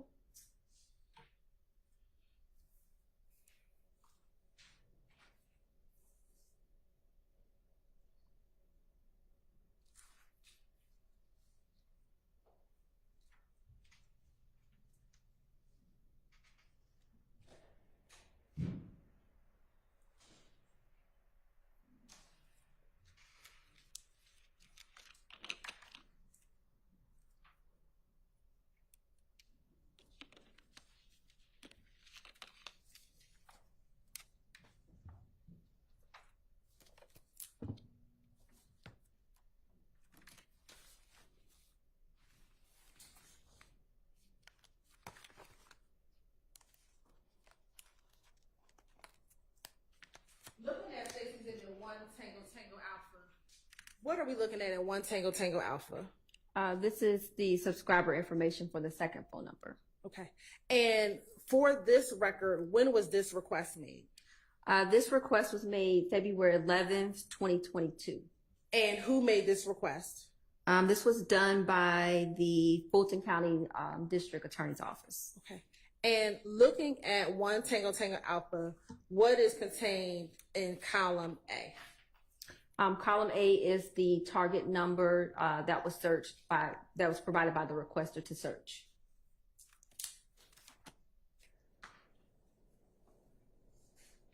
And what is that target number?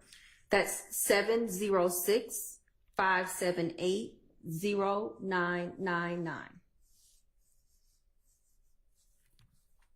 And when was the search requested for? The search was requested. Are you speaking about the time frame? Yes. The time frame of the search was from February 6, 2022 to February 11, 2022. And looking at column D, what does MTN stand for? That's the mobile phone number. And is that the same number as the target number? Correct. All right. And moving to the left, to the right. When it says business name, please forward to reseller, what, if anything, does that mean? That just means that this phone number, it's not a Verizon number, but it's one of our resellers that uses our towers for service. And what reseller was this? Track phone.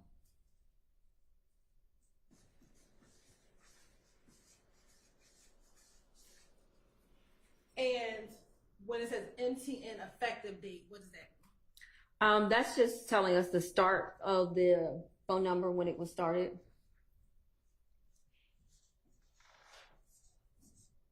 And on this, does it have a name of a subscriber? No, because it's a track phone, so it's not our customer.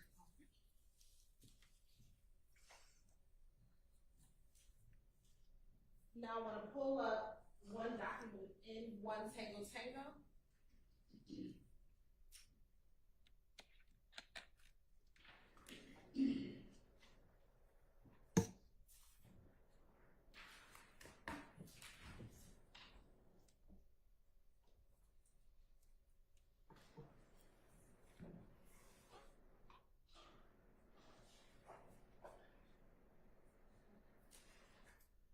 I would like for you, if you can, to please, what are we looking at in 1 Tango Tango? This is the text message content for the phone number that ends in 0999. Okay. And going from left to right, if you could just tell the jurors, explain what information is contained within each column. So the first column you'll see that says message arrival. That is the start of when the text message was sent. The final disposition means when the network actually finished the requested transaction. Doesn't mean that it was delivered or not, just that the request has been completed. Where you see SMSC, that's the switch for the text message. The message info just tells us information about arrival or it's outbound. The message final status will show us delivered or failed. The destination address, it sometimes will have like a a website if there's like additional content in there that's not just words. Oh, I just lost where I was. Oh, I think where I was on message ID under G.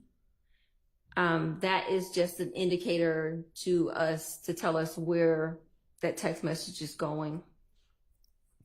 The search MTN, again, is that target number. So this was for the 099 number. The originating MDN number is the number that started the text message. So if I send you a text message, my number would appear first.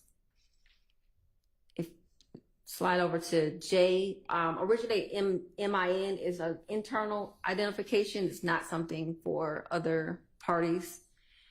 Terminating MDN is the person who received that text message. So again, if I send you a text message, my number is going to be originating. Your number is going to be terminating. And again, terminating MIN is an internal number, has nothing to do with anything outside of Verizon.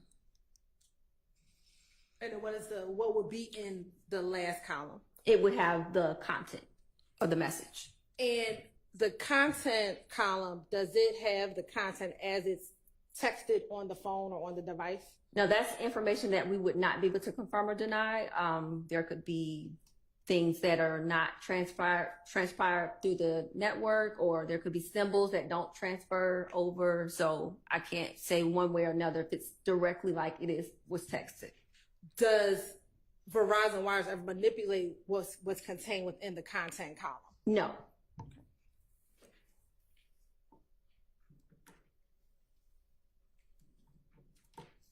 All right. Court's indulgence for one moment.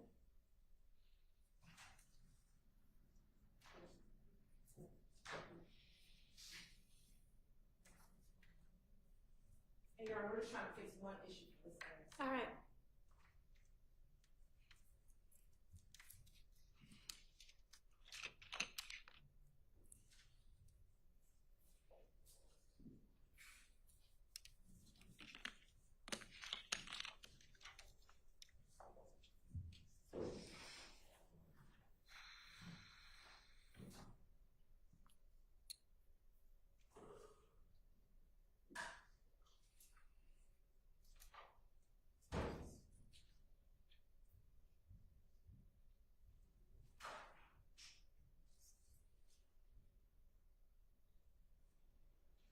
Your Honor, we're going to publish 464.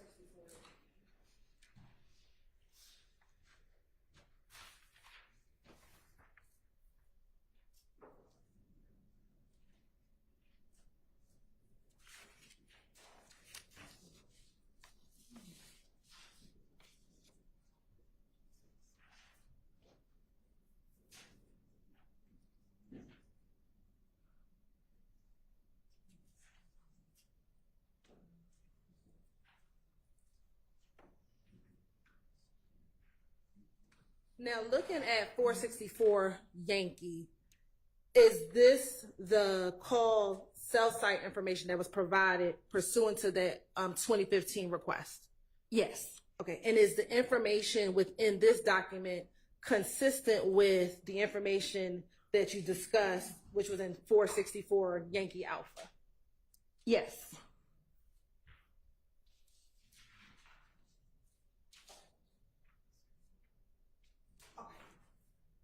I have no further questions. All right. Do any defense counsel have questions for this witness? No, I don't. On behalf of Mr. Anybody else? No. Okay, go ahead.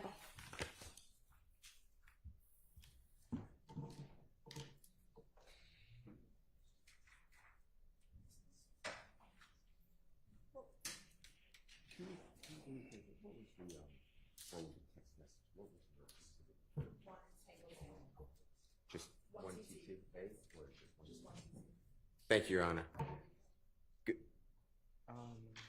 No. Oh, sure. Sure. Good afternoon.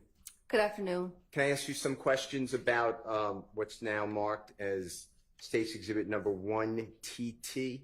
Sure. And if you need it, it's going to be displayed. If you don't need it, I just want to ask you a couple questions. Sure. I'm specifically focusing on the text message content column. Do you know what I'm referring to? Yes. And you said something to the effect, I'm not saying this is a quote, But something like Verizon does not verify the accuracy of the content of those words, something like that. Is that correct?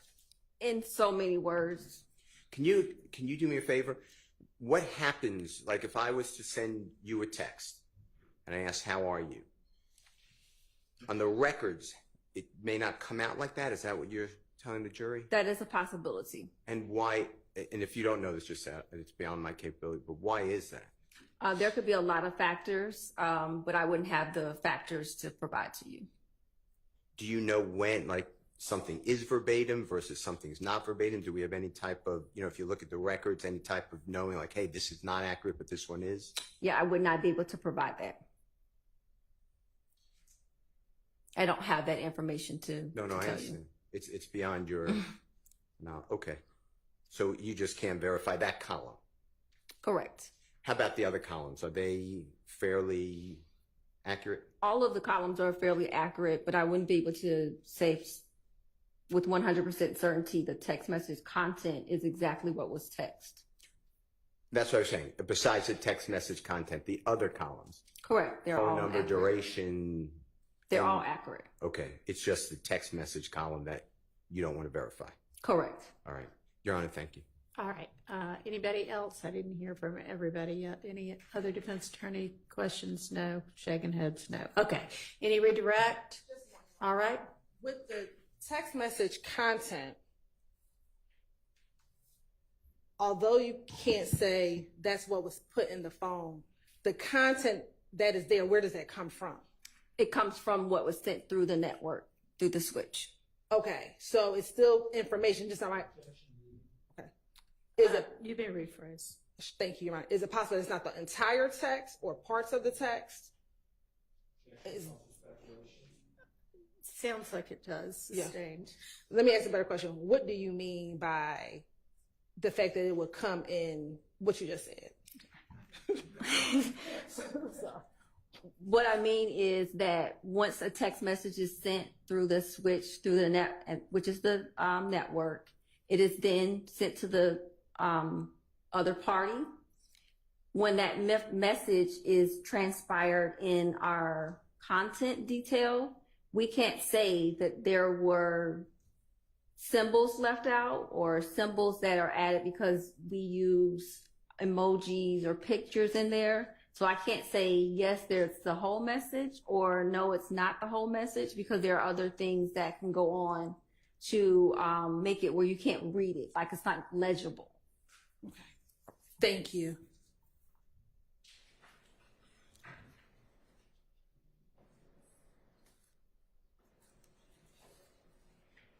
Thank you, Robert. All right. Ms. Jill. Okay. Thank you for your time. You are excused. Let's take a quick bathroom break and then we'll get to your next witness.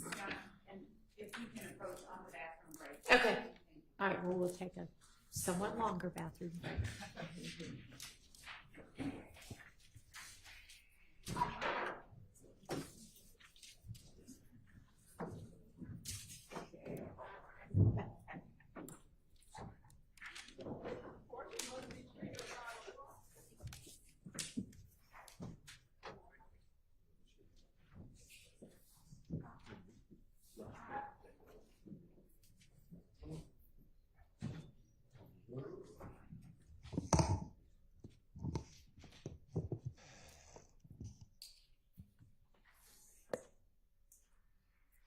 May we approach at the bench with the member of the defense? So Sure. Yes, and if y'all are finished with that easily, y'all can go ahead and take it down. Yes. I also have a brief evidentiary matter that I'd like to discuss outside the presence of the jury. Okay. You want us to do that first? Or? I'd like to approach. Okay.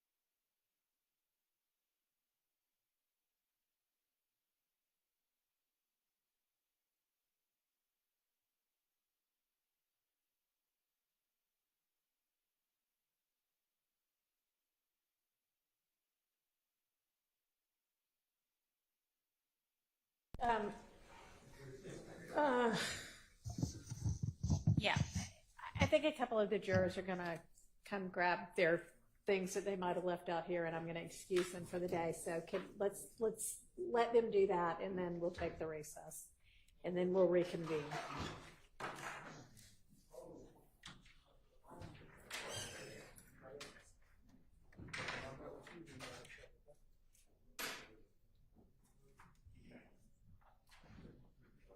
Thank y'all. Didn't know that when I sent y'all out for the break.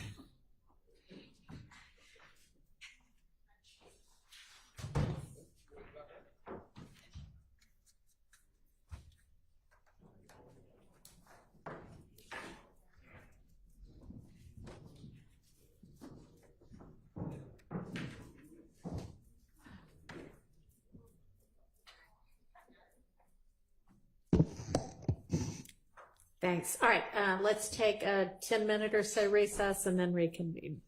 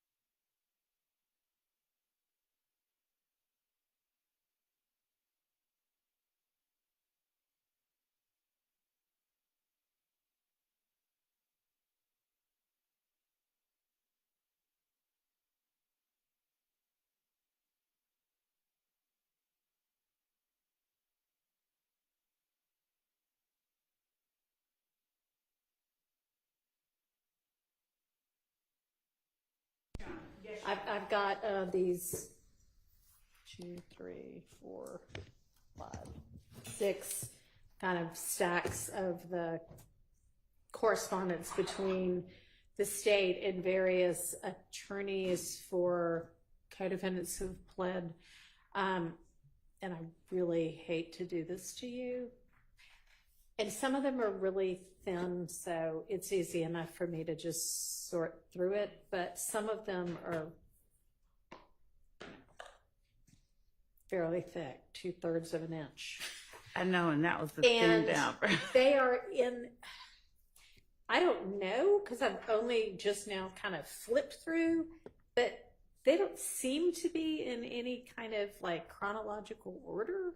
But it may be that, you know, something is like a string that started in 2022 and goes all the way through to 2024. I don't know, maybe. But they're all just sort of bound together as one, and it would be so much more helpful if I knew where one email stopped and the next one started. Okay. So can I give these back to you Yes. to sort of put in just a little bit more followable format, and then y'all can give them back to me in the morning? Okay, and if you can start with whomever the attorney for Mr. Zachary is, since he may be the first person. He's not. He wasn't. He won't be. He wasn't. He's not one of these people. He did not plea. He was not a defendant on this indictment. All right, great. Then we won't have to worry about that. Can I ask you a quick question about that? Yes. I may have misunderstood Miss Love earlier, but when she was talking about giving you these communications, I thought I heard her drop in a clause that said except for the plea negotiations. I don't remember. Did her you say that, saying or did I mishear you?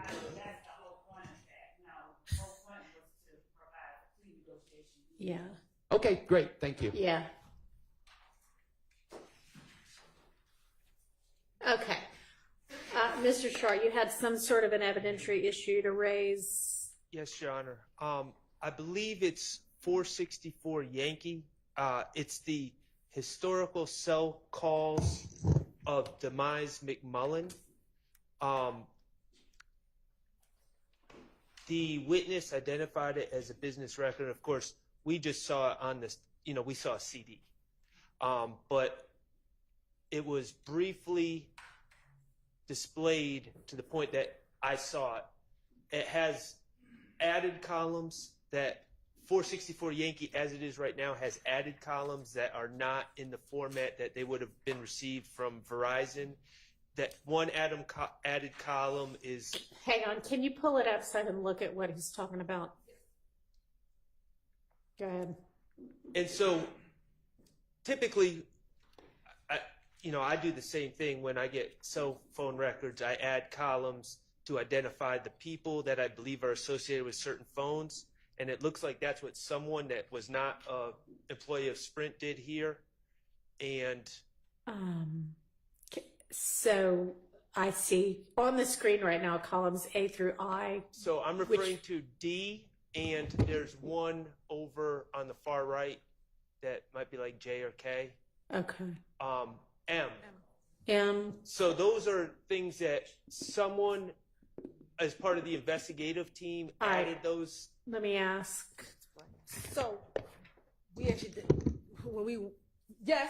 and we are deleting those columns and adding them to and making sure that the correct column is there. I don't think myself or the Verizon custodian, because she observed these records or she reviewed them, she must not have caught that, because we sent these to her so she can look through all of the documents. And so once we published this is when we noticed that we immediately put it down. And so all the other columns are the same as the historical cell site explanation. Other than D&M? Other than D&M. So y'all are going to withdraw 464Y and put in a substitute 464Y that does not include, or that shifts everything over 2 columns, I guess? Yeah, so 464 Yankee is what we thought was the entire Verizon records as returned. So we're going to take out this one document and replace it with the right. This one. So it's only this one McMullen cell site, yes. Okay. Okay, let's try to be a little bit more careful, please. Yes, and we will, Your Honor, yes. Anything else on that?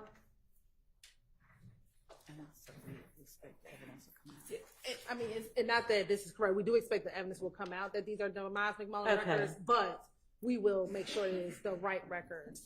Okay. And actually, one thing you just said reminded me of something that I wanted to bring up. You had said you sent them to her to review, and that's great. But that just reminded me, we've had two sort of, I don't know, crime scene-ish type witnesses on the stand today. One of whom reviewed 60 pictures on the stand, and one of whom reviewed 127 pictures on the stand. And they actually did that pretty fast. But is there, I mean, would anybody have an objection to when we're talking about, you know, the actual people that took the photos who are also kind of professional at doing these kind of jobs? I don't mean like a victim of a crime and this is her house. I don't mean like that, but like, you know, the reporting officer to the scene. Would y'all have any objection, and this goes for everybody in the event that the defense ends up calling witnesses as well, to just being able to have that witness when they're waiting outside, go ahead and review them just to see, you know, hey, are you familiar with these? So that when they're on the stand, you can say, you know, you reviewed them outside at you know, everybody agrees and all of that's fine, but that might save 10 minutes, 5 minutes here and there. So, Your Honor, actually the witnesses that had reviewed them, they, in one instance at least, the 128 photos, they had actually initialed every one of, like they had reviewed. Right, all but of when them. they get handed to them by an attorney and say, can you, and I know that's like what, you know, the process is, but it is equally okay to say, you just review, you know, you just now reviewed these outside, you know, are you familiar with them? We can or do whatever. And I mean, obviously if you give them to them and say review, they're going to do it again. But anybody have a problem with us, you know, maybe like cutting out a minute or two here or there just by doing it that way? Everybody's good with that? All right, let's, you know, from now on, and maybe it'll save us a day or something. I don't know. Okay. All right. I have listened to the entirety of the recorded conversation between the investigator and Miss B. And she essentially, I guess I see where she got the idea that I, as the judge, had been the one that said she had to testify. Not really, but I get where she got it, because at some point the investigator says, so we'll let the judge know, or Miss Hilton will let the judge know that you don't want to appear. And it was in the context of appearing on camera. But I mean, I guess she took from that, oh man, they still gave me a subpoena, so the judge said I have to appear, when that's not in fact what happened. But there wasn't anything nefarious going on. It was just a kind of a misunderstanding, I guess, on her part. And the only other thing, just for, you know, I mean, she is reiterating very strongly everything that she put in the email that y'all all have access to, about that she wants everybody, prosecution and defense, to know that she does not consider herself a witness. I'm sorry, a victim. She does not consider herself a victim. She doesn't look at herself that way. It's a surprise to her that anybody thinks she's a victim, given that this was sort of collateral damage to her apartment. Her apartment wasn't targeted. If she is called to testify, I think she's very much going to make that clear from the stand. One question I have is, given that we already have the testimony from, I think it was Officer Hill, is there anything additional that this witness would be able to present to the jury that would not be cumulative of the officer's testimony? Your Honor, I think that, and I'll have to confirm reading her, what she did tell them, but I think that she, one second, let me confirm something real quick.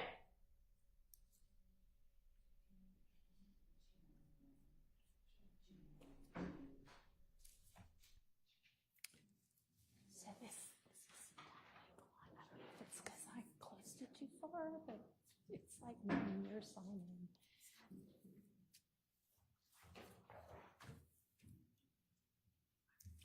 If it closes all the way, does it like disappear? Because that could be something like it. Thank you. It's just the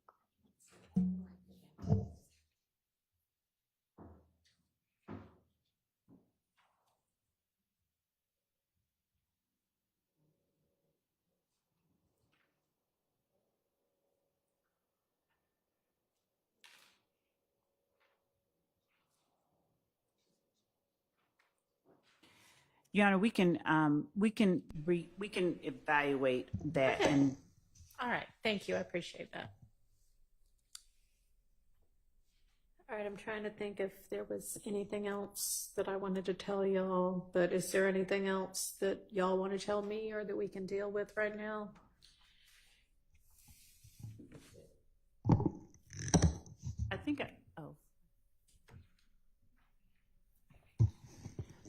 I think I briefly mentioned it while we were there at the bench, and the court said that was something we didn't necessarily need to take up, but there may be, given certain evidentiary matters that we could not broach with certain witnesses, there may be a need to bring in. Oh, yes, right, thank you. Okay, so, yes, there were, which officer was it? The officer that reported to Miss Not Bees. Bell? Bees. No, Miss. Okay. It was Officer Hill. Was it Officer Hill? I don't think so. I think it was before that. Oh, yes, yes, yes. Who the neighbor was. Who was in the neighboring house or apartment.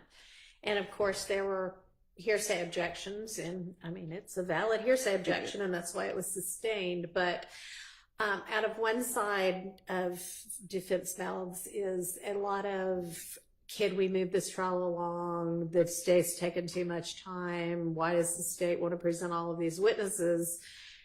And then the state had apparently cut a witness or two, hoping to just have this officer testify to who lived next door. And now the state needs to bring in 1 or 2 or 3 more people. And it's fine. It's a valid hearsay objection. And maybe, I don't know whether the state had talked to the defense about, hey, we're trying to cut down on, the time that this trial's taken. We're thinking about having the officer testify to who lived next door. Would y'all have an objection to that?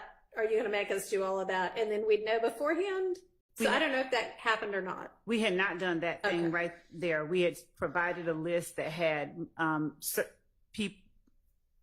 other people on there. Yeah. And so we can make it plainer. Okay. For instance, with I think that we had mentioned a few days or weeks ago regarding some of the some crime scene technicians that we were going to eliminate and have some officers testify about, but we need to bring in, because if there are certain objections, they're just that are sustained. So maybe let's short circuit some of this in either talk in person or over email or with a representative or something. When you've got an idea like that, like, okay, I can eliminate 3 witnesses if there's not a hearsay objection to XYZ. And then defense attorneys, y'all can let the state know what your position is. And if your position is, we don't care about saving 5 days of testimony, we're going to make the objection, that's fine. Y'all can do that. But then they'll know ahead of time, and they won't maybe even attempt to get that in the other way. So I don't know.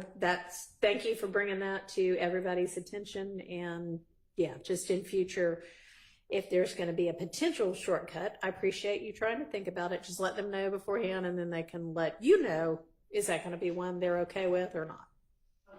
Okay. Yes, Your Honor, thank you. And we had the outstanding issue about AS not wanting to be videoed. I don't know if you want to take that up now or if the state's prepared now I don't know. I think, were y'all going to get further information and get back to me? Yes, we were. And you're not ready on No, that we- yet? no, we- Okay, I know it's only been a couple of hours. Right. Okay. And do we know when they're going to be this week, a month from now? I'm checking because my partner, Is not that the where in court. between? But no, as the matters that we were bringing up to the court earlier regarding longer people have shifted our. Right, because I don't know who was up here, but y'all all heard there was an expected witness. Was it Turner? Who was it that you said hurt their back? There were two, and Detective Thorpe hurt his back. And obviously the other witness that ended up at Grady this morning. Right. Yeah. So, right. So there has been some, as of, I guess, today, information learned by the state that's going to require some shifting around of witnesses. So do you still expect AS to potentially testify this week, or will they get moved? They may get moved. Okay. We also want, as we're trying to find out certain statuses. Okay. So I guess maybe just let us know first thing in the morning if you have further information or not. Yes, we can do that. All right. And with regard to all of the things that were due from everybody, including Ms. Abbasi was going to give me something. Are those on their way to me? So yeah, we have the brief. We have to file the brief, but we have the brief written. Yes. Okay. And let's see what else.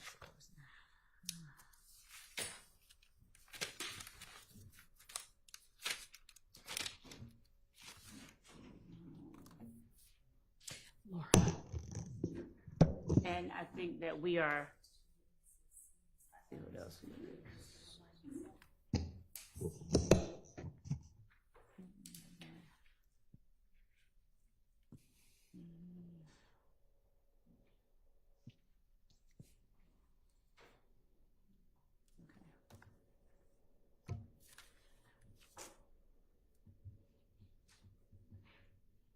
I'm recounting everything.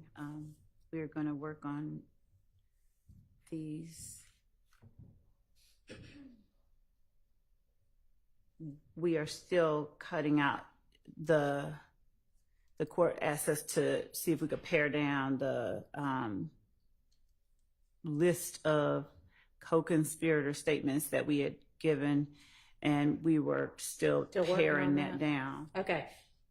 So I guess as you know of, if you've been through 3 pages and you at least know that, like what is in and what's out for those, just kind of pass it along to the defense, as y'all know, so that they can start to focus on what objections, if any, they want to make to the stuff you do want in. Yes, Your Honor. Okay.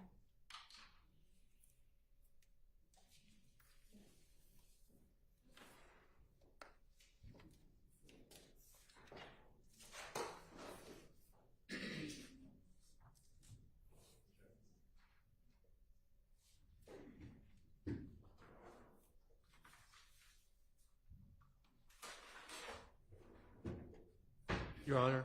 Yes. Because of that need to rearrange witnesses this week, does the state anticipate any witnesses this week that were not on the witness list circulated last Friday?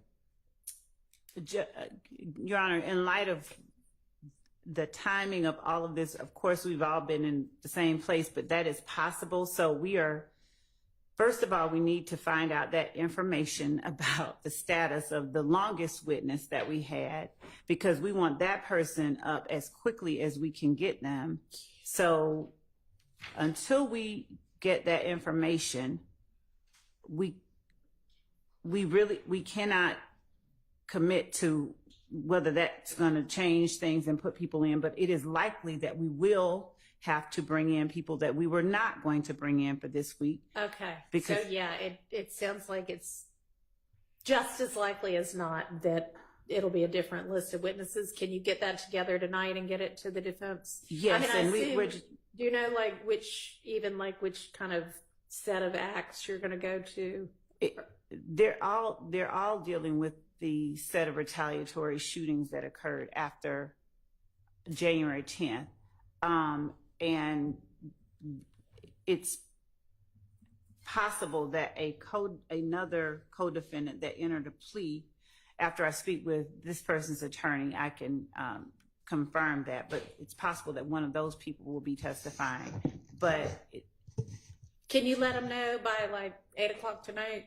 Yes, as if long as it's we not can, the people you put on before, who you think it is going to be. yes, and yes, we need to Okay. find out. We really need to find out one status of one person. Okay.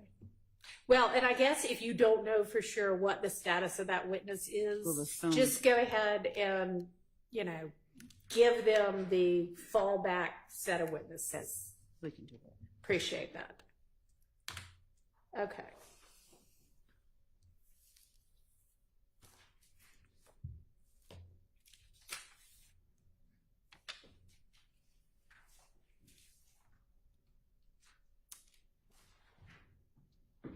So are there other matters that we can deal with?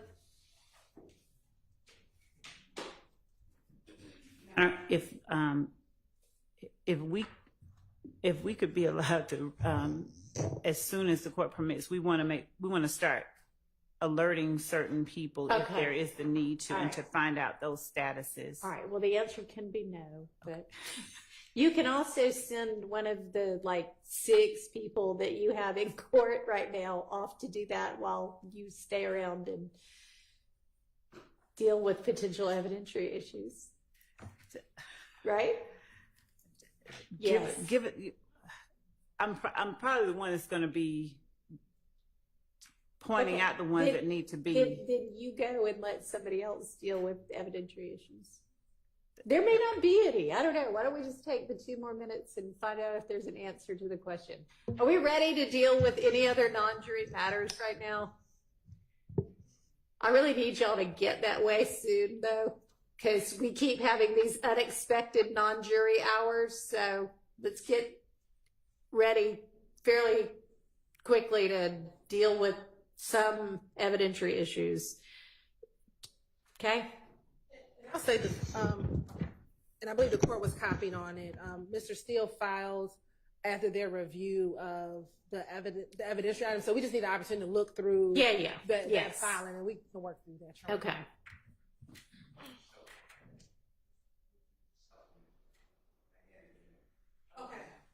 You added more? Okay, great. All right. Okay. Yeah. Anything else right now? I found that last witness interesting, so I'm getting cases for you, and I put it in writing just so everyone's alert. Okay. And I put it from me, but I did discuss with everyone on the representing people here, representing the accused here. Right. The last witness said that column in 1TT, she could not verify its accuracy, and she's a records custodian, which has to verify the accuracy, that it comes in the normal course of business, and it is how they handle it, and it's accurate. And I have a couple cases, but I'm looking for more. But I'm going to be objecting to that column. I just wanted to give you, if you want to take that up now, but I am looking for more cases, but that will be an objection. And that was preserved, I know, by, we went to the bench and we had specifics on the text messages, certain words, certain messages were not relevant, but I wanted to make it encompass that entire column. Okay, so the objection at the bench was that in terms of the content, we hadn't hashed out Right. whether And now I'm objecting. whether everything was going to come in or not. And it sounded like that with regard to authentication, as long as she testified to authenticate everything, it would, that objection that wasn't going to be made. And I've kind of already admitted it Although I think all that's been displayed so far is maybe 1 page worth. Is that right? And you blacked out. This honorable court ordered it blacked out. So there's no, I'm not trying to go backwards. I'm just saying in the future, we would like to exclude based upon that testimony, the text messages. All right. And do y'all want to respond right now or at all, or? Yes, Your Honor. Okay. We believe that the testimony of the custodian was she cannot verify what actually gets transmitted into the document, but the document as it is what Verizon gets, what Verizon produces, and that none of the people at Verizon manipulate what is in that content column, but it's solely because of transmission. She even gave the explanation. An emoji might not come through because of however the language changes. When I say the language, I mean like the technical language changes, but whatever is in the record is what has been transmitted and produced into the record. And so is what Verizon has. Is what Verizon has, and Verizon produces what it has. Yeah. So, I mean, I think to that extent, it is authenticated as the records Verizon has. And with the sort of caveat that what is shown in the content column may not be precisely what it was my understanding she was saying it might not be precisely what the ultimate recipient gets because it doesn't pick up, it may not pick up something like a symbol or an emoji. Yes, Your Honor. Yes, Your Honor. So I don't think that that column is not properly authenticated. I think it is. It's just that you all will be able to make whatever argument you make about whether they should believe anything about what is said for the content of that. It is what Verizon gets from the switch, whatever the switch is. She would, and obviously Miss Winfrey would be the best person, but the way I have it is Miss Hilton asked Miss Daniels, the witness, and the content column talking about what we're talking about, does it have the content as it is texted on the phone or on the device? And Miss Daniels said no. That's information that we would not be able to confirm or deny. There could be things that are not transferred through the network, or there could be symbols that don't transfer over. So I can't say one way or another if it's directly like what it was texted. That was right. indirect. And then following up, we got further detail that it sounded like it was things like symbols and emojis, but that what is shown on there is what Verizon that comes from the switch/network essentially. So okay, I'm just, I just want my record, I guess, to be accurate.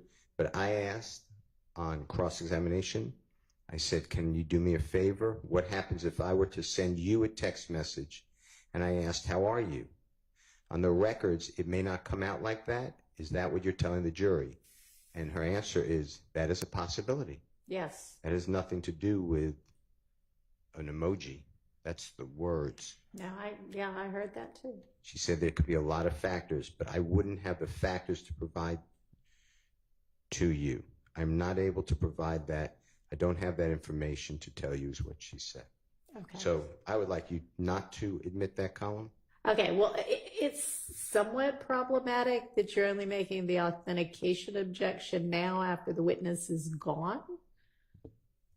I'm not trying to, I thought we made it.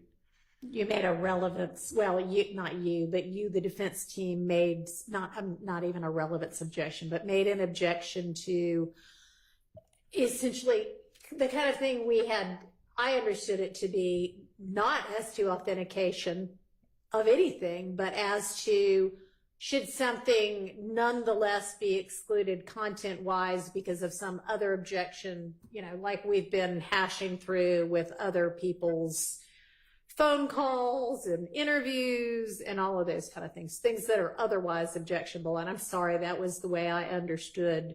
I think I even said so not authentication. This is just going to be authentication here. Well, I don't believe that witness. I mean, apparently you didn't mean that, but I didn't. Well, know I don't. that. No, I did not. I wanted to hear from the witness. That's why we would not stipulate. And the witness, I don't believe, laid a proper foundation before this honorable court for text message content. And I don't believe it's waived. Your Honor, I believe their argument would go to weight and admissibility. She said that these are the records that Verizon gets. These are the records that Verizon produced pursuant to the subpoena that she received, and that this is the information that was given from Verizon. Now, whether or not defense counsel wants to challenge the content inside of it based upon what she said, they can, but the records themselves is what came from Verizon. I think she was clear in.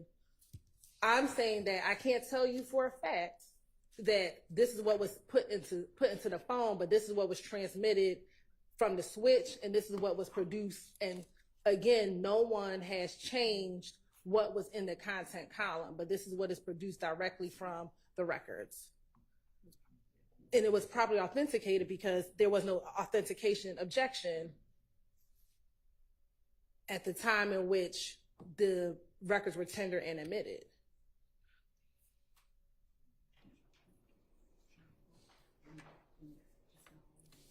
And these records have been provided to defense counsel,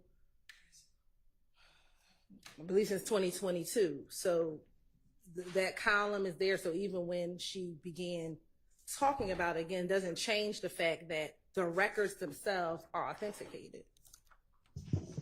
I mean, I really do think that if there was going to be an authentication objection to that column, even, that you could easily have alerted the court to the fact. And I know you were examining her about, well, is the content going to be exactly this, or, you know, is this something that if displayed to the jury and it says, how are you? It may or may not have actually said, how are you? But with regard to it being the record of Verizon, you should have said, I've got an authentication objection to this based on what she said. I'll look at a waiver issue, but Okay. I don't believe, you know, they put up the witness, it's their burden, and the witness did not come through on that column, in my opinion, and we voiced an objection.